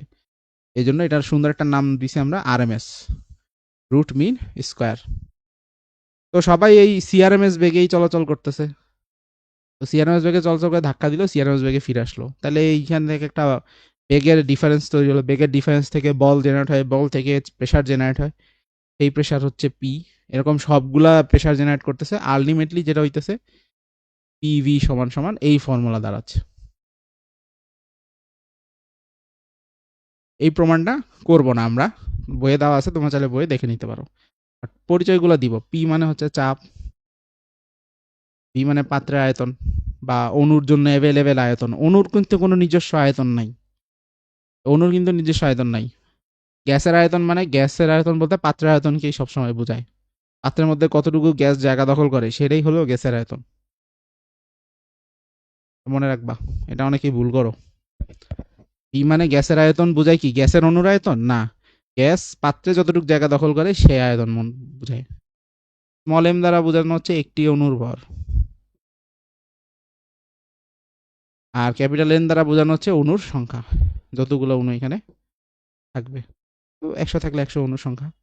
আর সিআরএমএস যেটা, এটা হলো সবার অণুর যে বেগটা, এটা সব অণুর বেগ তো আর সেম হবে না, বাট সিআরএমএস হচ্ছে ওইরকম একটা বেগ, একটা এভারেজ টাইপের একটা ফিল দিবে, সবার অ্যারাউন্ড এরকমই বেগ হবে। এটাই হলো গ্যাসের গতিতত্ত্বের ফর্মুলা। এখান থেকে আমরা তার মানে কি গ্যাসের বেগ সম্পর্কে একটা ধারণা পাচ্ছি। এখন যদি চাও যে আচ্ছা টেম্পারেচারের সাথে কেমন সম্পর্ক দেখতে পারো, চাপ এবং আয়তনের সাথে কি সম্পর্ক সেটা তো দেখলাম। এখন টেম্পারেচারের সাথে কি সম্পর্ক দেখতে পারো। আমরা জানি পিভি সমান সমান কি এনআরটি।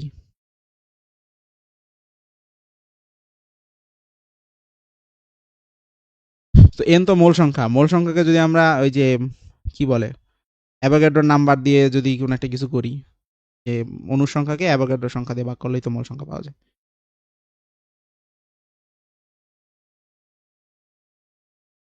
তাহলে কি হলো, ওই যে এন অনুসংখ্যা কাটা চলে গেল। তাহলে সিআরএমএস এর মান আসতেছে আমার 3 RT divided by M into NA. তাহলে এম ইন্টু এনএ, এম মানে হচ্ছে একটা অণুর ভর, এনএ মানে হচ্ছে এখানে কতগুলো অণু আছে সেটা বোঝায়, তাই না? তাহলে মোল সংখ্যা যদি তোমাদের মনে থাকে, ভরকে আণবিক ভর দ্বারা ভাগ করলে মোল সংখ্যা পাওয়া যায়। এখন ভর মানে টোটাল ভর, মানে একটা অণুর ভর আর অণুর সংখ্যা গুণ দিলেই তো মোট ভরটা পাওয়া যাচ্ছে। তার মানে এটা অ্যাকচুয়ালি ক্যাপিটাল এমই নির্দেশ করে। স্মল এম হচ্ছে একটি অণুর ভর, আবার এক মোলে থাকে এনএ সংখ্যক অণু। দেখো বুঝো জিনিসটা, এক মোলে অণু থাকে হচ্ছে অ্যাভোগাড্রো নাম্বার, মানে 6.022 10⁻23 সংখ্যক অণু থাকে। তাহলে একটা অণুর ভর এর সাথে এই পরিমাণ অণু যদি গুণ দেই, তার মানে মোট যে ভরটা বেরোবে সেটাই তো এক মোল অণুর ভর, বা তথাপি এক মোল অণুর ভর মানেই তো আণবিক ভর। তার মানে এই জিনিসটাকে আমরা আণবিক ভর বলতে পারবো। Root over TRT by capital, এটা সিআরএমএস বের করার ফর্মুলা, প্রতিষ্ঠিত ফর্মুলা হিসেবে ব্যবহার করা হয়। এইখানে অনেকে একটা ম্যাথ ভুল করে, সেটা করাই দিই।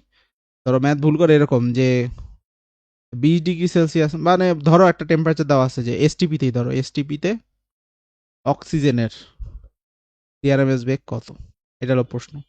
এখন সূত্র লিখবা, সিআরএমএস সমান সমান আমরা জানি root over 3 RT divide by M. তাহলে যেহেতু এসটিপি, আর এর মান 8.314, সব এসআই একক করবা, সব এসআই একক করবা। টেম্পারেচার কত, এসটিপি, এসটিপি মানে হচ্ছে 273 কেলভিন। এখন আণবিক ভর, অক্সিজেনের আণবিক ভর কত, আমরা জানি 1 মোল অক্সিজেন মানে হচ্ছে 32 গ্রাম। তাহলে এখানে যেটা করে অনেকে 32 বোঝায়, এইখানেই ভুলটা করে। এখানে 32 হবে না, কারণ 32 গ্রাম, এটা কি এসআই এককে?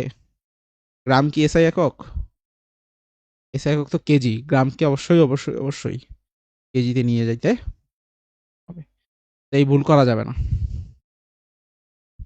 খুবই সাবধান, ঠিক আছে? তো ভুলটাও দেখাই দিলাম।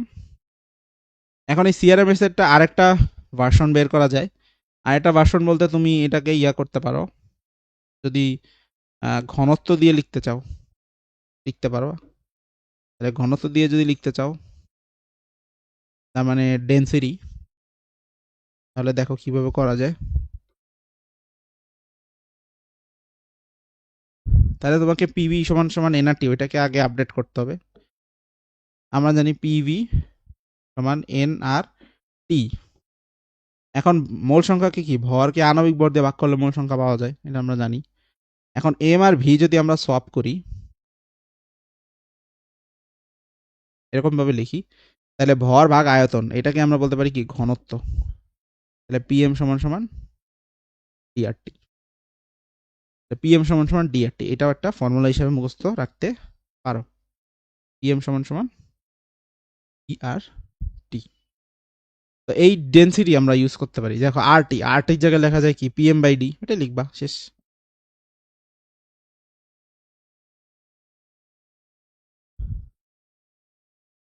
তাহলে আরটির জায়গায় লিখবা পিএম বাই ডি, এম কাটা, তাহলে এটা আসতেছে root over DP by density. তাহলে আরএমএস এর এটাও একটা ফর্মুলা হতে পারে। তাহলে এইভাবে আমরা হচ্ছে অণুর বেগ ভিন্ন ভিন্ন ভাবে বের করতে পারি। পিভি দেওয়া থাকলেও বের করা দেখাইছি, পিভি সমান সমান 1/3 mc²। এটা আসলে প্রমাণ হয় কিভাবে সেটা বলছি, যে অণু ধাক্কা দেয়, ধাক্কা দিয়ে ওই যে বল জেনারেট হয়, বল থেকে প্রেসার জেনারেট হয়, প্রেসার থেকে এইভাবে একটা ফর্মুলা নিয়ে আসা পসিবল। এই অংশটুকু দেখাই নাই, বাট এইটা আমাদের মনে রাখতে হবে। এটা প্রমাণ তোমরা দেখে নিও চাইলে বই থেকে। দেন হচ্ছে এখান থেকে আমরা সিআরএমএস এর সূত্র লিখছি, root over 3 RT by M আসছে। এরপরে আমরা লিখছি root over 3p by D. সবই ঠিক আছে, এটা হলো সিআরএমএস। এখন আমরা এভারেজ বের করতে পারি, এভারেজও বের করার সিস্টেম আছে। তো এগুলার স্ট্যাটিস্টিক্স মানে পরিসংখ্যানের বিষয়, কিভাবে অ্যাভারেজ বের করতে হয় বা সম্ভাব্যতম বেগ ইত্যাদি ইত্যাদি বিভিন্ন টাইপের আছে। তো এগুলোর প্রসেস তোমাদের জানতে হবে না, বাট সূত্র জেনে রাখবা। যেমন সিআরএমএস এরটা কি, root over 3RT by M, এটা হচ্ছে 8RT বাই পাই এম। আর সম্ভাব্যতম বেগ মানে প্রবাবল যে ভেলোসিটি, সম্ভাব্যতম বেগ, ওইটা হচ্ছে root over 2RT by M. এই তিনটা মনে রাখবা, অনেক সময় এটা দিয়ে কোশ্চেন আসে, এই তিনটার মধ্যে কোনটা সবচেয়ে বড়। তো দেখো, এটা হচ্ছে 2RT বাই এম, এটা হচ্ছে 3RT বাই এম, আর এটা হচ্ছে 8RT by M by pi. যদি 8 ভাগ 3.14, তো এটা ভাগ করলে এটা কিন্তু 3-এর থেকে ছোট আসে। তাহলে সবচেয়ে বড় হচ্ছে এইটা, তারপরে এইটা, তারপরে অনেক সময় এটা প্রশ্ন আসে যে কোনটা মানে অর্ডার অনুযায়ী সাজাও, ছোট থেকে বড় অনুযায়ী সাজাও, এরকম কিন্তু পরীক্ষায় আসে। তো সিআরএমএস দিয়ে এগুলাই মোটামুটি জাস্ট তোমার ওই যে আগে যা যা অঙ্ক করছি সেখানে জাস্ট টেম্পারেচার দিয়েই কিন্তু বলে দিতে পারে যে সিআরএমএস বের করো, মানে গ্যাসের অণুর বেগটা কত বের করো। টেম্পারেচার জানা থাকলেই হবে। মূলত এই সূত্রটাই আমাদের কাজে লাগবে। তো এবার গেল বেগ এবং এনার্জি সম্পর্কে। এনার্জি কিভাবে বের করতে হয় সেটা আমরা দেখছি, হাফ এম বি স্কোয়ার, যে প্রত্যেকটা অণুর ধরে ধরে এভাবে বের করতে হয়। বাট প্রত্যেকটা এভাবে ধরে ধরে কি বের করা পসিবল? পসিবল না। এই জন্য আমরা যেটা করতে পারি যে এই যে মোট শক্তিটা, শক্তিটা হিসাব করবো কিভাবে, শক্তিটা তাহলে এনার্জি হিসাব করবো কিভাবে। একটা অণুর যদি হাফ এম ভি স্কোয়ার হয়, অণুর সংখ্যা যদি এন সংখ্যক থাকে, তাহলে এটাই হবে টোটাল শক্তি। এখন দেখো,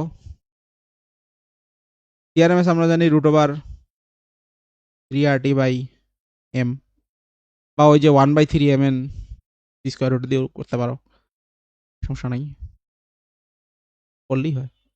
তাহলে হাফ স্মল এম, তবে 3RT by capital M N.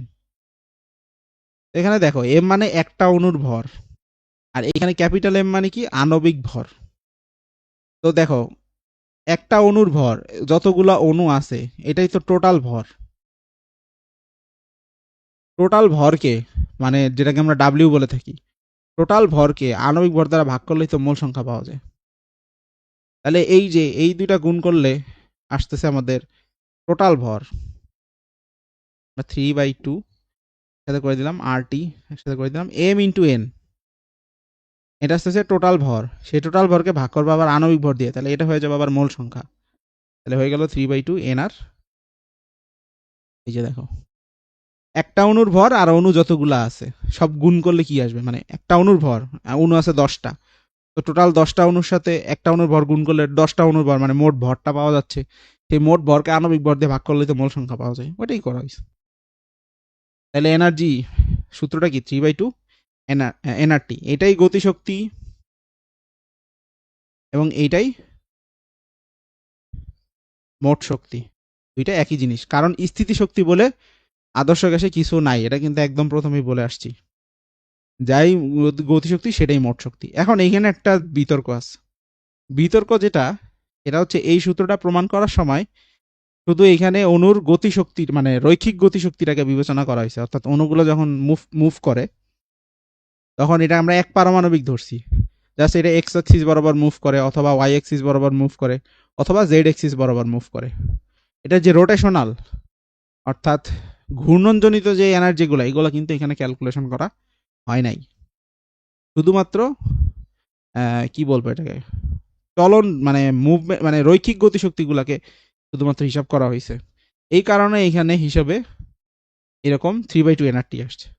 But পরবর্তীতে আমরা যখন এক পারমাণবিক না দ্বিপারমাণবিক নিয়ে আলোচনা করব, তখন হচ্ছে যে রোটেশনাল মোশনও বা রোটেশনাল এনার্জিগুলো আমাদের ধরতে হবে।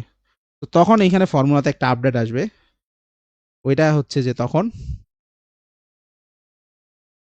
মোট শক্তি হবে F/2 এনআরটি। অর্থাৎ এফ, নতুন একটা জিনিস আসছে, এফ হচ্ছে ডিগ্রিস অফ ফ্রিডম বা বাংলায় স্বাধীনতার মাত্রা। এখন এই স্বাধীনতার মাত্রা জিনিসটা আসলে কি? স্বাধীনতার মাত্রা মানেই হলো যে যেই যতগুলা মানে আমাদের প্যারামিটার আছে, অর্থাৎ যে প্যারামিটারগুলা মানে যতগুলা মাত্রা এটা স্বাধীনভাবে আমরা গতিকে ডিফাইন করতে যতগুলা মাত্রা দরকার। যেমন মনে করো এক পারমাণবিক হইলে আমরা এটার বেগকে ডিফাইন করার জন্য ৩টা মাত্রা দরকার। সেটা হচ্ছে এটা এক্স অক্ষ বরাবর গেছে নাকি ওয়াই অক্ষ বরাবর গেছে নাকি জেড অক্ষ বরাবর গেছে। বাট দ্বিপারমাণবিক হইলে এখানে একটা ঝামেলা আছে। সেই এই দ্বিপারমাণবিকের জন্য তো এই ৩টা আছেই, যে দুইজনে একসাথে এক্স অক্ষ বরাবর গেছে নাকি ওয়াই অক্ষ বরাবর গেছে নাকি জেড অক্ষ বরাবর গেছে, এই ৩টা তো আছেই। সাথে এখানে একটা রোটেশনাল কিন্তু ব্যাপার স্যাপার আছে, অর্থাৎ এটা কিন্তু এইভাবে রোটেট করতে পারে, অর্থাৎ এক্স অক্ষ বরাবর রোটেট করতে পারে, ওয়াই অক্ষ বরাবর রোটেট করতে পারে, আবার জেড অক্ষ বরাবর রোটেট করতে পারে, ৩টা অক্ষ বরাবর রোটেট করতে পারে। তার মধ্যে আবার একটা প্যাচ আছে, এক্স অক্ষ বরাবর যদি এটা রোটেট করে এইভাবে, তো অণুগুলোর আকার খুবই ক্ষুদ্র। আদর্শকে সেটা আমরা শিখে আসছি, মানে আদর্শকে যে শিকার যে ওখানে লিখে আসছি না, অণুগুলোর আয়তন কিন্তু খুবই ক্ষুদ্র। তো ওরা যেই অক্ষতে থাকে ওই অক্ষতেই যদি রোটেট করে এটা কিন্তু খুব ভালো বোঝা যায় না। যেমন ধরো এই কলমটা, আমি মনে করো কলমটা ঘুরাচ্ছি, দেখো যেই অক্ষ বরাবর তুমি তাকায় আসো ওইখানে ওই অক্ষকে কেন্দ্র করে আমি এটা ঘুরাচ্ছি, এটা কিন্তু বোঝা যাচ্ছে না ঘুরতেছে কিনা। কিন্তু যদি আমি এইভাবে ঘুরাইতাম তাহলে তুমি বুঝতেছো জিনিসটা ঘুরতেছে, বা আমি যদি এইভাবে ঘুরাইতাম তাও তুমি জিনিসটা ঘুরতেছে বুঝতেছো। বাট আমি এইভাবে যদি ঘুরাই তাহলে এই অক্ষ বরাবর ঘুরতেছে সেটা কিন্তু টের পাওয়া যাচ্ছে না, কলমেই সেটা বোঝা যাচ্ছে না যেভাবে ঘুরাচ্ছি, কিন্তু এটা কিন্তু অত ভালো বোঝা যাচ্ছে না। অণু তো আরো ছোট, ওগুলো তো বোঝাই যাবে না। বাট এই এক্সিস বরাবর রোটেশন বোঝা না গেলেও এই বরাবর অর্থাৎ এই অক্ষের সাপেক্ষে যখন ঘুরবে এভাবে রোটেশন বোঝা যাচ্ছে, এটা বোঝা যাচ্ছে না, বাট এটা বোঝা যাচ্ছে, এমনকি এইটাও বোঝা যাচ্ছে। তার মানে এক্স অক্ষ সাপেক্ষে রোটেশন বোঝা না গেলেও ওয়াই এবং জেডটা বোঝা যায়। তো এরকম স্বাধীনতার মাত্রা হচ্ছে এরকম কয়টা হচ্ছে আমার মাত্রা দরকার এর গতিকে ডিফাইন করার জন্য। তাহলে এক পারমাণবিক গ্যাসের জন্য মাত্রা দরকার ৩টা,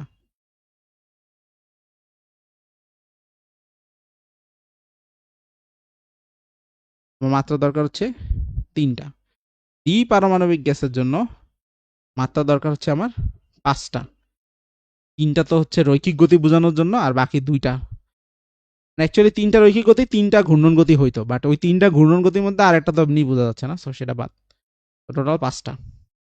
আর এর বেশি যদি হয় তাহলে মোটামুটি ৬টা। বাট এটা কিছু কিছু আমরা যখন হিসাব কিতাব করবো বা আরো উপরের ক্লাসে যাবো তখন দেখবো হচ্ছে এখানে আমরা আরো অনেক কিছু ইগনোর করছি। ৬ হবে না, ৬ হয়, ৭ হয়, অনেক কিছু লাগে তখন আবার। আর আমরা বাই ডিফল্ট ধরি ৬টা, মানে জাস্ট ধরে নিই আপাতত। বাট এখানে আরো অনেক ধরনের ইয়া লাগে, যেমন এখানে আমি রোটেশন, প্রথমে দেখো রোটেশনের কথা আনি নাই, শুধু রৈখিক গতির কথা আনছি। তারপর রোটেশন ইন্ট্রোডিউস করেছি, এখানে আবার কিন্তু ভাইব্রেশনাল এনার্জিও আছে, কম্পনজনিত শক্তিও আছে, ওগুলো আবার কিন্তু বলা হয় নাই। এরকম অ্যাড করতে থাকলে যত উপরের ক্লাসে যাবা তত নতুন নতুন জিনিস জানতে পারবা। বাট দরকার নাই, আপাতত আমরা এইটাই জানবো ফর্মুলা। তাহলে মোট শক্তি হচ্ছে F/2 এনআরটি। এক পারমাণবিক গ্যাস যেমন কি হইতে পারে, হিলিয়াম, নিয়ন, মানে একটা পরমাণুই একটা অণু। দ্বিপারমাণবিক কি, যেমন অক্সিজেন, নাইট্রোজেন, এরকম দ্বিপারমাণবিক যেগুলা। আর এর বেশি হইলে যেমন অ্যামোনিয়া, মিথেন। এখন কার্বন ডাইঅক্সাইড নিয়ে একটা ঝামেলা আছে, কার্বন ডাইঅক্সাইডের বহু পারমাণবিক, বাট এটা হচ্ছে মাত্রা ৫। কারণ হচ্ছে কার্বন ডাইঅক্সাইডের স্ট্রাকচার এরকম দ্বিপারমাণবিকের মতো। কেমন? এই যে এরকম, খালি এই যে এখান দিয়ে যে একটা সি আর ২টা ও, তো এটা স্ট্রাকচার একটা দ্বিপারমাণবিকের মতোই হয়। এই জন্য কার্বন ডাইঅক্সাইডের স্বাধীনতা মাত্রা দ্বিপারমাণবিকের মতো ৫ হয়। ঠিক আছে, এই আর কি। তো এই হলো স্বাধীনতার মাত্রা। এখন এই স্বাধীনতার মাত্রার মোট শক্তির কনসেপ্টটা থেকে আমরা বলতে পারি শক্তির সমবিভাজন নীতি নামে আরেকটা টপিক। শক্তির সমবিভাজন নীতি। শক্তির সমবিভাজন নীতি হচ্ছে যে এই যে প্রত্যেকটা মাত্রা আমরা বললাম, যেমন রৈখিক গতির জন্য ৩টা মাত্রা, ঘূর্ণন গতির জন্য ২টা, অর্থাৎ ৫টা মাত্রা টোটাল। প্রত্যেকটা মাত্রায় হাফ কেটি পরিমাণ এনার্জি হচ্ছে থাকবে একটা অণুর, এবং এটা সমানভাবে থাকবে। এই জন্য সম বিভাজন নীতি, মানে মোট শক্তি যেটা থাকবে সেটা প্রত্যেকটা মাত্রায় ইকুয়ালি থাকবে। তো প্রতি মাত্রায় শক্তি, এটা তুমি এভাবে লিখতে পারো, একটি পরমাণুর। হ্যাঁ, এটা কিন্তু একটি পরমাণুর। তাই একটা পরমাণুর জন্য প্রত্যেকটা মাত্রায় হাফ কেডি পরিমাণ এনার্জি থাকে। তাহলে পরমাণু যদি একটা না হয়, অনেকগুলো হয়, ক্যাপিটাল এন। এখন এই কে মানে কি, এটা আমাদের জানা দরকার। কে মানে হচ্ছে বোলজম্যান ধ্রুবক। এটা আবার আসছে কই থেকে? ওই যে সার্বজনীন গ্যাস ধ্রুবক, যেটা 8.314, এইটাকে যদি আমরা অ্যাভোগাড্রো নাম্বার দিয়ে ভাগ করি, তাহলে বোলজম্যান ধ্রুবক পাওয়া যায়। তো তুমি যদি এটা ভাগ করো, এটা হচ্ছে 8.314 জুল পার মোল পার কেলভিন। অ্যাভোগাড্রো নাম্বার কত? 6.022, 23। এটা হচ্ছে পার মোল। তাহলে পার মোল কাটা যায়, তাহলে এটা আসবে মনে হয় 1.38 10⁻23, প্রবাবলি এরকমই, জুল পার কেলভিন। তার মানে এটা হচ্ছে বোলজম্যান ধ্রুবক। তার মানে এক, এই যে কেটা আর কি ইউজ করবা, এইটা বুঝাইতে যাচ্ছি একটা পরমাণুর জন্য তার একটা স্বাধীনতার মাত্রায় এই পরিমাণ এনার্জি থাকবে। তাহলে পরমাণু যদি হয় এন সংখ্যক, তাহলে এন সময় প্রতি স্বাধীনতার মাত্রায় তাহলে থাকবে হাফ কেটি ইন্টু এন। বা আমরা যদি এটাকে মডিফাই করি, কে মানে তো R by N, N by N K mole সংখ্যা লিখতে পারি হাফ টি। তাহলে প্রতি স্বাধীনতার মাত্রায় না লিখে এন টি অণু, বা অণু লেখা ভালো, এটা পরমাণু নয়। তাহলে প্রতি স্বাধীনতার মাত্রায় না, এন টি অণুর যেটা স্বাধীনতা মাত্রা এফ হবে, 3 হলে 3 হবে, 5 হলে 5 হবে, টোটাল।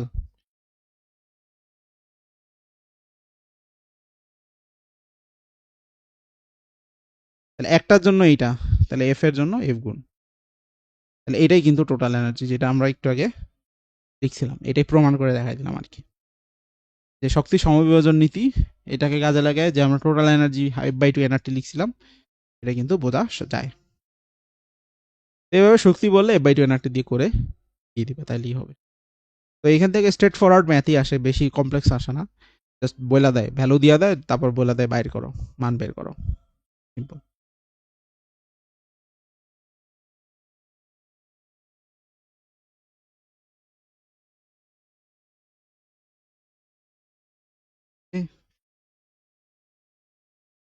এখন আমরা হচ্ছে গড়মুক্ত পথটা একটু দেখব।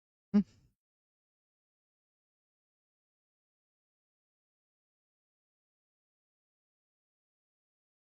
গড়মুক্ত পথটা কি? মুক্ত পথ মানে হচ্ছে যে গ্যাসের অণুগুলো যখন একসাথে অনেক জায়গায় একসাথে থাকবে, একটা অণু ছোটাছুটি করবে, তো ফ্রিলি যতটুকু ছোটাছুটি করতে পারবে সংঘর্ষ হওয়ার আগ পর্যন্ত, এটাই হলো গড়। আর ওটা হলো মুক্ত পথ। আর গড় কেন এখানে হচ্ছে, যে মনে করো এটা সংঘর্ষ হইলো, তারপরে এই সংঘর্ষ হওয়ার আগ পর্যন্ত ধরো কথার কথা 1 মিটার গেছে, তো বেশি যাবে না। তো ধরো গেছে, ধরো 10 সেন্টিমিটার গেছে, স্টিল বেশি। তো ধাক্কা দিল, তারপরে হলো গিয়া আবার একটা ধাক্কা খাইলো। ওই সময়ের মধ্যে যে মুক্ত পথ সেটা হলো 11। এক এক টাইমে এক এক রকম হবে, তো অ্যাভারেজ আর কি। আবার এই অণুর জন্য যে ভ্যালুগুলো আসতেছে, অন্য অণুর জন্য সেরকম ভ্যালু নাও আসতে পারে। তো সব কিছু মিলায় মিশা মুক্ত পথ মানে হচ্ছে যে একটা অণু যখন আরেকটা অণুর সাথে ধাক্কা খাবে, ওই ধাক্কা খাওয়ার আগ পর্যন্ত যে পথ অতিক্রম করে, এটাই মুক্ত পথ। দেন এটাকে আমরা অ্যাভারেজ যদি নেই, সবগুলো ভ্যালু একসাথে করে যদি অ্যাভারেজ করি, তাহলে এটা হবে গড়মুক্ত পথ। এবং সেটা এক একজন এক একভাবে হচ্ছে করছে, ক্লসিয়াস, তারপর হচ্ছে বোলজম্যান, তো এরকম বিভিন্ন সায়েন্টিস্ট হচ্ছে ভিন্নভাবে করছে। আমরা ম্যাক্সওয়েলেরটা সবচেয়ে বেশি ফলো করব, বাকিগুলোও জেনে রাখবো। ম্যাক্সওয়েলেরটা হচ্ছে 1/√2 পাই সিগমা স্কোয়ার এন। তো এইখানে ভ্যালু কোনটা কি বোঝায়? 1/√2 তো বুঝছো, পাইও বুঝছো, সিগমা মানে হচ্ছে অণুর ব্যাস। অণুর ব্যাস মানে এই অণুটার ব্যাসটা কত সেটা। আর এটা এনভি, এনভি মানে হচ্ছে একক আয়তনে, এনভি পুরোটা একসাথে, ভিটা সাবস্ক্রিপ্ট আকারে লেখা, ছোট করে লেখা, একক আয়তনে অণুর সংখ্যা মানে অণুর সংখ্যা কম নাকি বেশি একক আয়তনে সেটার উপর নির্ভর করবে। আচ্ছা, এখন এটাকে প্রেসারের মাধ্যমে কনভার্ট করে লেখা যায়, যেমন একক আয়তনে অণুর সংখ্যা যেটা, এটা মানে কি বলতে পারি, অণুর সংখ্যাকে আমরা আয়তন দিয়ে ভাগ করছি, এটাই তো একক আয়তনে অণুর সংখ্যা, আর তো কিছু না।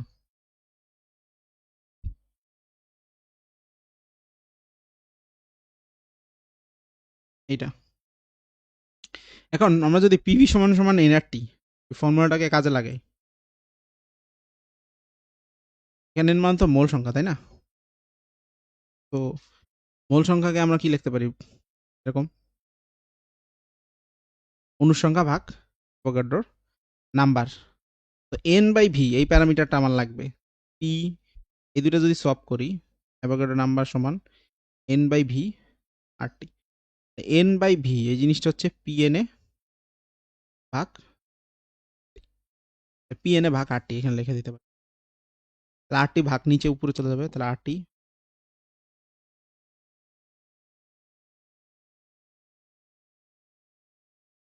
আমি দেখো গড় মুক্ত পথ আসলে প্রেশারের সাথে ব্যস্তানুপাতিক, টেম্পারেচারের সাথে সমানুপাতিক। তবে খেয়াল রাখতে হবে, প্রেশারের সাথে যখন ব্যস্তানুপাতিক বলবা টেম্পারেচার কিন্তু স্থির থাকতে হবে। আবার টেম্পারেচারের সাথে যখন সমানুপাতিক বলবা তখন কিন্তু প্রেশার আবার স্থির থাকতে হবে। বাকিগুলো তো মোটামুটি সবগুলোই ধ্রুবক। মানে ব্যাপারটা হচ্ছে এরকম,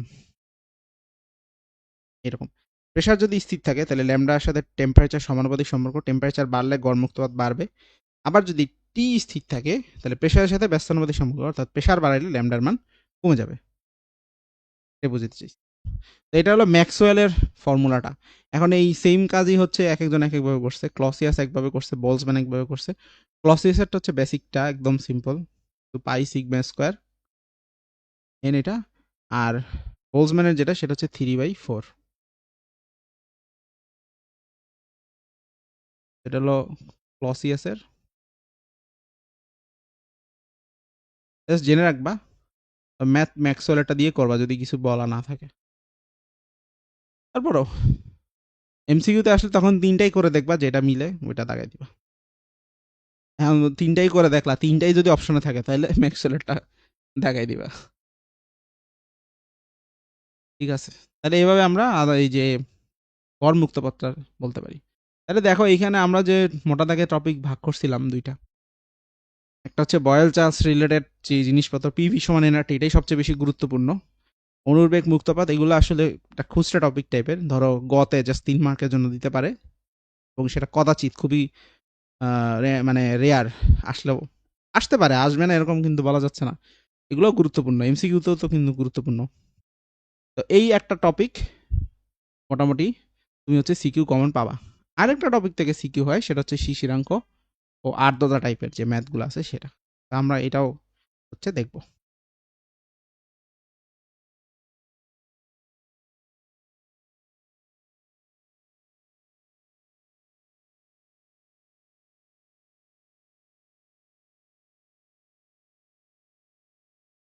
আচ্ছা, শিশিরাঙ্ক, আর্দ্রতা এই টপিক দুটা হচ্ছে আমরা একটু ওভারভিউ করি, এখান থেকে কি কি পড়তে হবে।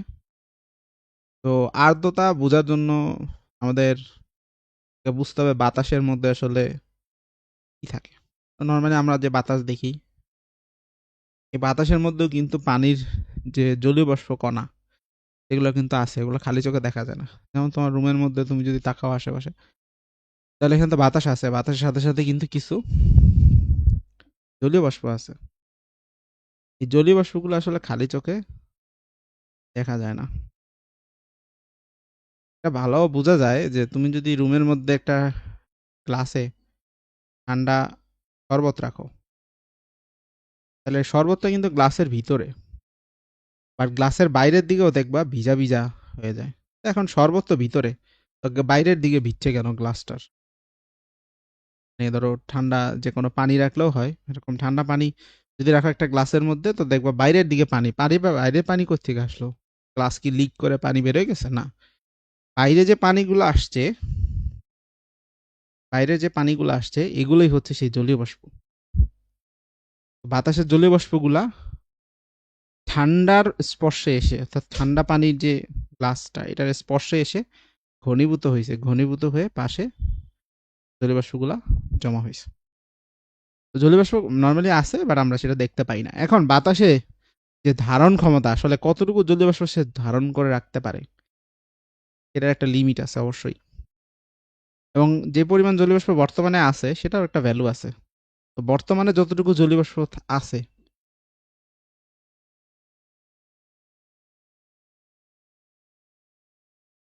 অর্থাৎ বর্তমানে বাতাসে যে পরিমাণ জলীয় বাষ্প আছে, এই জিনিসটাকে বলা হয় পরম আর্দ্রতা। এই জিনিসটাকে বলা হয় পরম আর্দ্রতা। অর্থাৎ বাতাসে যতটুকু জলীয় বাষ্প আছে এটাই হলো পরম আর্দ্রতা। এখন কতটুকু জলীয় বাষ্প আছে, 1 কেজি, 2 কেজি, 3 কেজি, এনিথিং, 100 গ্রাম, 200 গ্রাম, এটা আসলে তুমি কিভাবে বলবা সেটা তোমার ইচ্ছা। যতটুকু জলীয় বাষ্প বাতাসে এখন বর্তমানে থাকে বা আছে, এটাই হলো পরম আর্দ্রতা। আর আপেক্ষিক আর্দ্রতা মানে হচ্ছে যেটুকু জলীয় বাষ্প আছে, যে জলীয় বাষ্পটা আছে এটা ম্যাক্সিমামের কত পার্সেন্ট আছে, অর্থাৎ বাতাসের মধ্যে সর্বোচ্চ কতটুকু জলীয় বাষ্প থাকতে পারে সেটার একটা ভ্যালু আছে। যেমন মনে করো তোমার রুমের আটকানো চারিদিক থেকে, অর্থাৎ বাতাস বাইরেও যেতে পারবে না, ভিতরেও আসতে পারবে না। এই রুমের মধ্যে জলীয় বাষ্প যদি আমরা ছাড়তে থাকি অল্প অল্প করে, জলীয় বাষ্প ছাড়তে ছাড়তে ছাড়তে, মানে বাতাসটা জলীয় বাষ্প ধারণ করতে করতে করতে করতে একটা নির্দিষ্ট অবস্থা আছে, এর চেয়ে বেশি বাতাস জলীয় বাষ্প কিন্তু ধরে রাখতে পারবে না। অর্থাৎ সর্বোচ্চ একটা ধারণ ক্ষমতা আছে। তো বায়ুর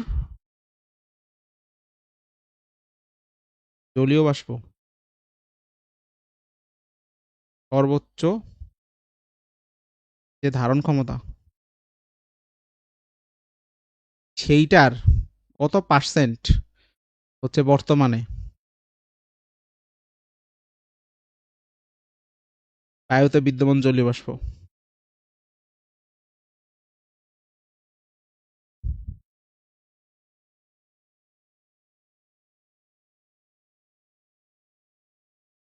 এইটার যে পার্সেন্টেজটা বা অনুপাতটা, এটাই হচ্ছে আপেক্ষিক।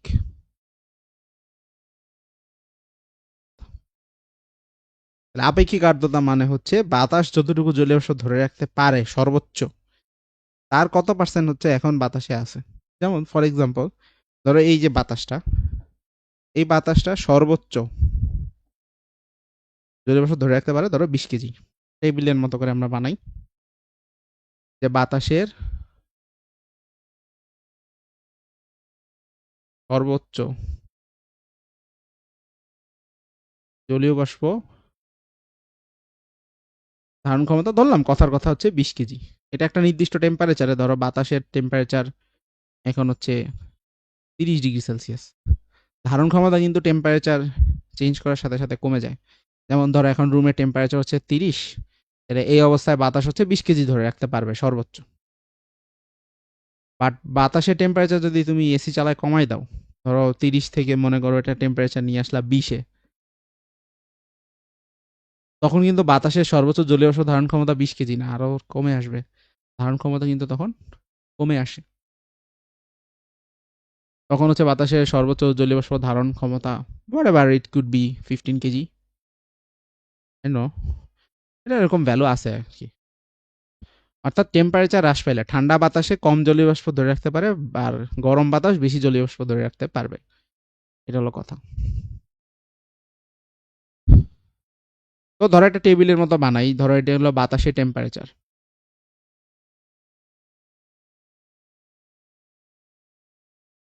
এখানে আমরা বাতাসের তাপমাত্রা লিখবো, এখানে জলীয় বাষ্প ধারণ ক্ষমতা লিখবো,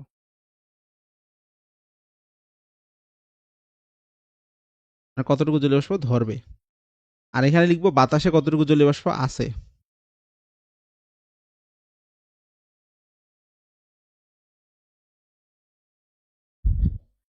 আর এখানে আর্দ্রতা ক্যালকুলেট করবো, আপেক্ষিক আর্দ্রতা।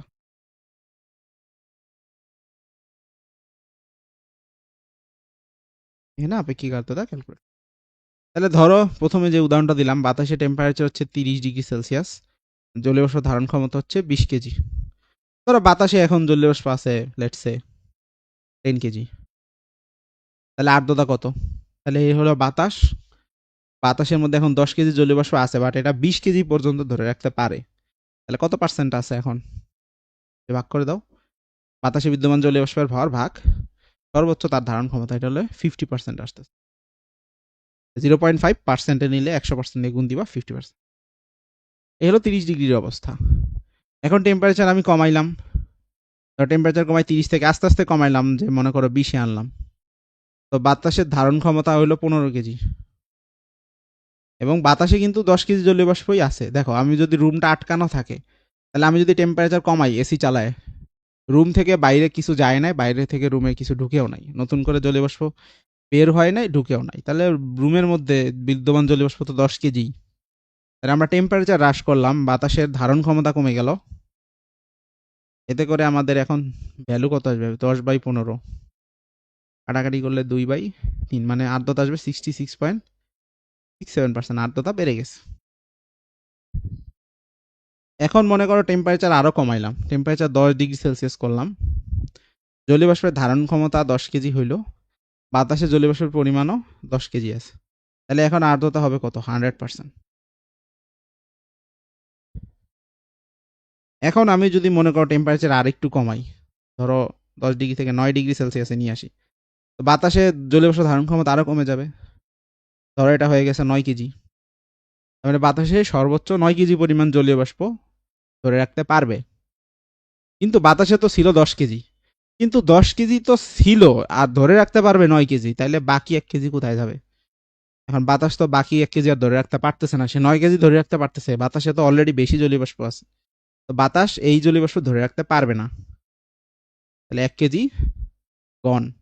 এই 1 কেজি হচ্ছে পদক্ষিপ্ত হবে বা ঘনীভূত হবে, ওই ঠিক ওই গ্লাসের বাইরে যেভাবে জমা হয়েছে ওইভাবে 1 কেজি ঘনীভূত হয়ে শিশির আকারে পড়বে, বা হোয়াট এভার কিছু হবে, ঘনীভূত হয়ে পানি হয়ে যাবে। আর যেই তাপমাত্রায় এই জিনিসটা শুরু হয়, যেই তাপমাত্রায় এই জিনিসটা শুরু হয়, এই তাপমাত্রাটাকেই বলে শিশিরাঙ্ক। আমি শিশিরাঙ্কের সংজ্ঞা আমরা এভাবে দিতে পারি, যে তাপমাত্রায় বায়ুতে বিদ্যমান জলীয়বাষ্প দ্বারাই বায়ুটা কি হয়? সম্পৃক্ত হয়। সম্পৃক্ত অসম্পৃক্ত এই জিনিসটা আশা করি বুঝো, না বুঝলে আমি বলে দিচ্ছি, যে ধারণ ক্ষমতা যেটা তার চেয়ে কম ধরে রাখছে, এটা হচ্ছে অসম্পৃক্ত অবস্থা। তাতে একটা গ্লাসে যে পানি ধরবে তার চেয়ে কম পানি আছে, এটা হচ্ছে অসম্পৃক্ত অবস্থা। তো পানি আরো ঢালতে থাকো, এটা একদম টইটুম্বুর, মানে একদম যে ধারণ ক্ষমতার যতটুকু ততটুকুই আছে, ধারণ ক্ষমতা যতটুকু ততটুকুই আছে, এটা হচ্ছে সম্পৃক্ত অবস্থা। তাহলে এই অবস্থাটাকে আমরা বলতে পারি কি? সম্পৃক্ত। সম্পৃক্ত অবস্থায় আর্দ্রতা হয় কত? 100%। তার মানে যেই তাপমাত্রায় বায়ুতে বিদ্যমান জলীয় বাষ্প দ্বারাই বায়ু কি থাকে? সম্পৃক্ত থাকে, ওই তাপমাত্রাটাকে বলা হয় শিশিরাঙ্ক। তার মানে নর্মালি এখন বাতাসের টেম্পারেচার 30, ধরো কোনো একদিন বাতাসের টেম্পারেচার দেখা যাচ্ছে 30, বাতাসের মধ্যে জলীয় বাষ্প সর্বোচ্চ 20 কেজি থাকতে পারবে, বাট বাতাসের মধ্যে জলীয় বাষ্প আছে 10 কেজি। তাহলে বুঝলাম সেখানে আর্দ্রতা 50%। তার মানে একটা ওয়েদারের কথা চিন্তা করো, যে ওয়েদারের টেম্পারেচার হচ্ছে আজকে 30 ডিগ্রি সেলসিয়াস। হিউমিডিটি, ইংলিশে এটাকে হিউমিডিটি বলে আমরা আর্দ্রতাকে, আজকে হিউমিডিটি হচ্ছে 50%। তার মানে বাতাসে যে পরিমাণ জলীয় বাষ্প থাকার সর্বোচ্চ ধরে রাখতে পারার কথা, তার 50% জলীয় বাষ্প এখন বাতাসের মধ্যে আছে। এরপরে তুমি আরেকটা ভ্যালু খেয়াল করলা, সেটার নাম হলো ডিউ পয়েন্ট। ওয়েদার আপডেট বা আবহাওয়ার খবরে দেখলা ডিউ পয়েন্ট, বা ডিউ পয়েন্ট মানে হচ্ছে শিশিরাঙ্ক বা ডিউ টেম্পারেচার। তো এই টেম্পারেচার দেখলো বলা আছে হচ্ছে 10 ডিগ্রি সেলসিয়াস। তখন তুমি ভাব, আচ্ছা এখন তো তাপমাত্রা 30 ডিগ্রি সেলসিয়াস, বাতাসে এতটুকু জলীয় বাষ্প আছে, এতটুকু থাকার কথা, তাহলে ডিউ পয়েন্ট 10 ডিগ্রি সেলসিয়াস মানে হইলো, আচ্ছা এই যতটুকু জলীয় বাষ্প এখন বাতাসে আছে, এইটা দিয়েই বাতাস সম্পৃক্ত হয়ে যাবে যদি টেম্পারেচার আস্তে আস্তে কমতে থাকে। কারণ টেম্পারেচার কমতে থাকলে ধারণ ক্ষমতাও আর বেশি থাকবে না, ধারণ ক্ষমতাও কমে কমে এইটুকুর সমান সমান হয়ে যাবে। তাহলে ধারণ ক্ষমতা বেশি, বাট জলীয় বাষ্প আছে অল্প, আর্দ্রতা হচ্ছে 50%।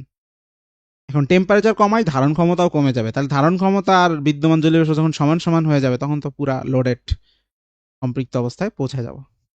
তাহলে এইটাই হচ্ছে শিশিরাঙ্ক এবং আপেক্ষিক আর্দ্রতা। আশা করি দুইটাই বুঝতে পারছো। তো এখানে আমরা কেজি দিয়ে লিখছি, তো বইয়ে বেশিরভাগ জায়গায় দেখবা কেজি দিয়ে লেখে না, বইয়ে হচ্ছে চাপ দিয়ে লেখে, পারদ চাপ। তো জলীয় বাষ্পের ধারণ ক্ষমতা 20 কেজি এভাবে লেখে না, লেখা হচ্ছে জলীয় বাষ্পের ধারণ ক্ষমতা ধরো 20 মিলিমিটার পারদ চাপ, বা এভাবে লেখে সম্পৃক্ত অবস্থায় জলীয় বাষ্প চাপ হচ্ছে 20 মিলিমিটার পারদ চাপ। সম্পৃক্ত অবস্থা মানেই হচ্ছে মানে সর্বোচ্চ কতটুকু থাকতে পারবে, সম্পৃক্ত অবস্থা মানেই সর্বোচ্চ কতটুকু থাকতে পারবে, এটা মিন করে। তাহলে আমরা একটা প্রবলেম সলভ করি। তো মোটামুটি এইটাই হলো কনসেপ্ট। এখন শিশিরাঙ্ক বের করব কিভাবে? শিশিরাঙ্ক তো বুঝলাম, এটা চার্ট থেকেও বের করা যায়, আরেকটা হচ্ছে ফর্মুলা আছে। শিশিরাঙ্ক বের করার একটা ফর্মুলা আছে। Theta one minus G, theta one minus theta two.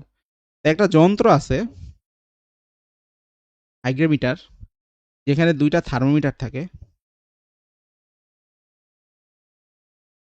এই দুইটা থার্মোমিটারের মধ্যে একটা থার্মোমিটার হচ্ছে তোমার আর্দ্র, আর একটা হচ্ছে শুষ্ক। শুষ্ক মানে নর্মাল বাতাসের টেম্পারেচারই মাপেও, এবং এটার যে টেম্পারেচার মাপে এটাই হচ্ছে থিটা ওয়ান। আরেকটা টেম্পারেচার মাপে হচ্ছে আর্দ্র, এটা যে টেম্পারেচারটা মাপে সেটা হচ্ছে থিটা টু। এখন এটা আর্দ্র কিভাবে হয়? এখানে একটা ভিজা কাপড় টাপড় লাগানো থাকে থার্মোমিটারের সাহায্যে। তো এই আর্দ্র থার্মোমিটারে মেজারমেন্ট হচ্ছে থিটা টু, আর শুষ্ক থার্মোমিটার মেজারমেন্ট হচ্ছে থিটা ওয়ান। এইগুলো এখানে বসবে।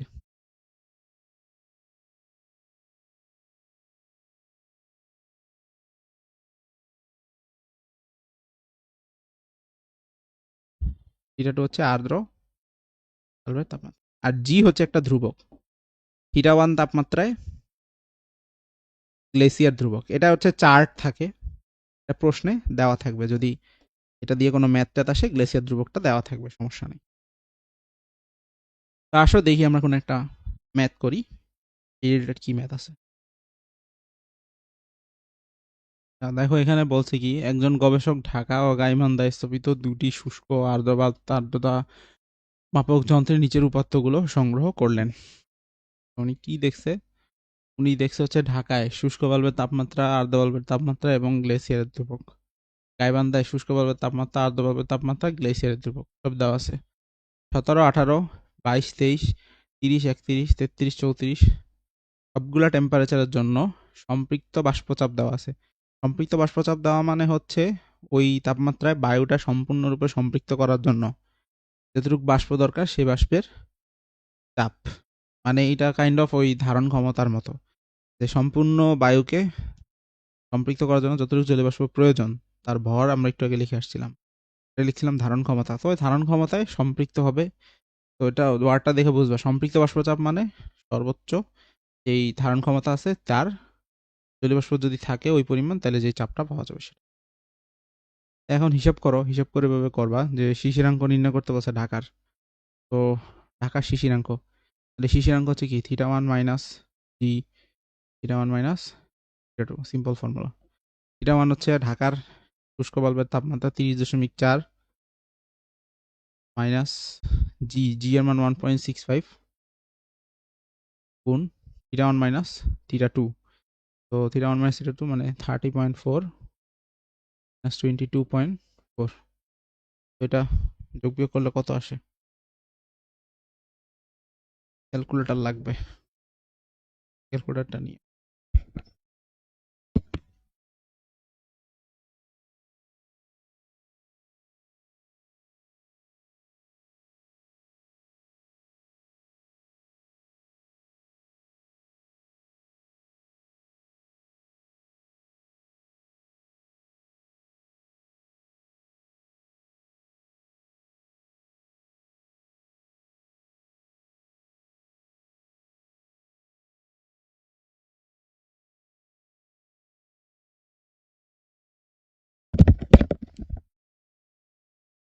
এটা যে সলিউশন আছে, সলিউশনের দেখে বসাই দিচ্ছি, ক্যালকুলেটরটা হবে সময় লাগবে।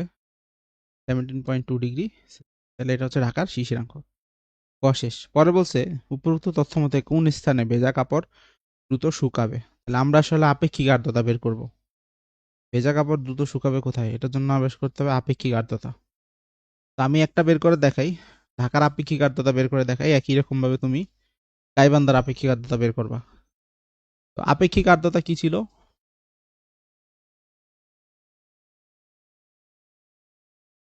উপরের বসে লিখতাম হচ্ছে কি বায়ুতে বিদ্যমান জলীয় বাষ্পের চাপ বা ভর।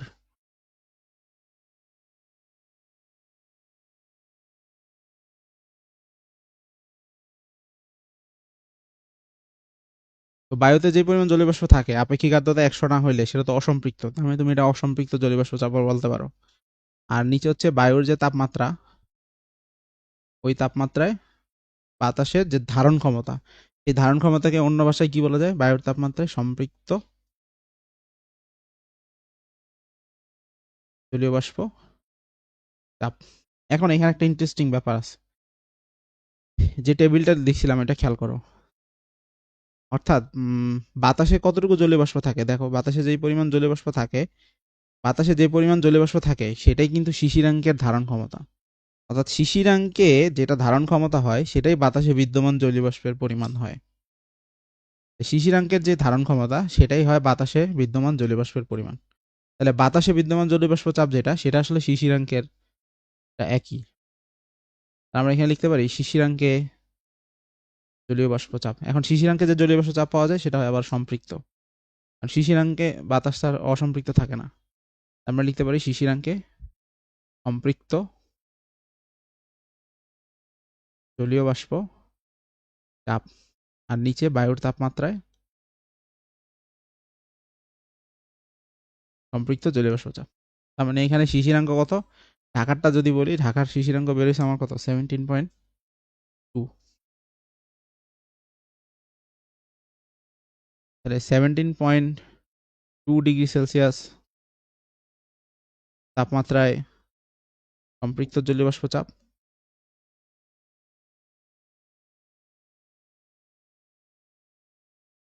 এটার সাথে হবে বাতাসের যে তাপমাত্রা, ঢাকার তাপমাত্রা হচ্ছে 30.4 ডিগ্রি সেলসিয়াস তাপমাত্রায় সম্পৃক্ত বাষ্প চাপ। এখন দেখো 30.4 ডিগ্রির কি ভ্যালু দেওয়া আছে? দেওয়া নেই। কি দেওয়া আছে? দেওয়া আছে হচ্ছে 30-এরটা আর 31-এরটা। আবার 17.2-এরটাও দেওয়া নাই, দেওয়া আছে কি 17 এবং 18। তাহলে এই দুইটার মাঝখানের যে ভ্যালুগুলো, এগুলো বের করতে হলে ইন্টারপোলেশন করতে হবে। ইন্টারপোলেশন কি? সংক্ষেপে যদি আমি বলি, যে একটা শর্টকাট শিখিয়ে দিই, ওইটা দিয়ে করবা। এটা হচ্ছে ঐকিক নিয়মে করতে পারো, ওই ঐকিক নিয়মে করা। আচ্ছা, ঐকিক নিয়মই শিখো। যেমন হচ্ছে 17টা লাগবে,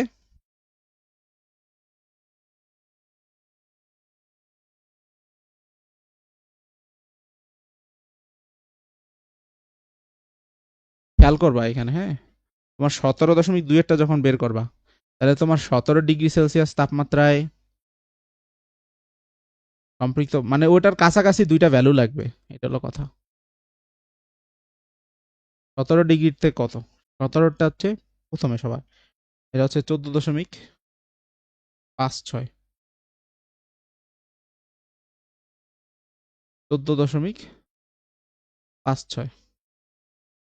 তারপর 18টা লাগবে, যেহেতু 17.2 বের করবা, তাহলে 18টা কত? 18 হচ্ছে সেকেন্ডটা, 15.48। তাহলে তুমি যখন 17.2 বের করবা, তাহলে দেখো 1 ডিগ্রি যখন বাড়ানো হয়েছে, তাহলে 1 ডিগ্রি সেলসিয়াস তাপমাত্রা বাড়ালে বাষ্পচাপ বাড়ে। কতটুকু বাড়ছে? তার মানে এখানে বিয়োগ করবা, 15.48 বিয়োগ 14.56। তো বিয়োগ দিলে 8 থেকে 6 গেলে 2, 8 থেকে 5 তো যায় না, তাহলে 9, তাহলে 0.92। তাহলে 1 ডিগ্রি সেলসিয়াস তাপমাত্রা বাড়লে এই পরিমাণ চাপ হচ্ছে বাড়ে। তাহলে আমরা বের করবো 17.2-এরটা, তাহলে 0.2-এরটা লাগবে, কারণ 17.2-এরটা বের করতে হইলে 0.2 বাড়াইলে কত আসে সেটা বের করবো, দেন 17-এর সাথে অ্যাড করে দিব। তাহলে 0.2 ডিগ্রি সেলসিয়াস তাপমাত্রা বাড়ালে বাষ্পচাপ বাড়ে 0.2। এই ভ্যালুটা হচ্ছে 17টার সাথে অ্যাড করে দিব, তাহলে 17.2 ডিগ্রি সেলসিয়াস তাপমাত্রায় সম্পৃক্ত বাষ্পচাপ। তাহলে এটা অ্যাড হয়ে যাবে এই 17-এর ভ্যালুর সাথে। এই ভ্যালুটা কত? 2 দুগুণা 4, 4 দুগুণা 18। এবার 3 ঘর আগে, 0.18,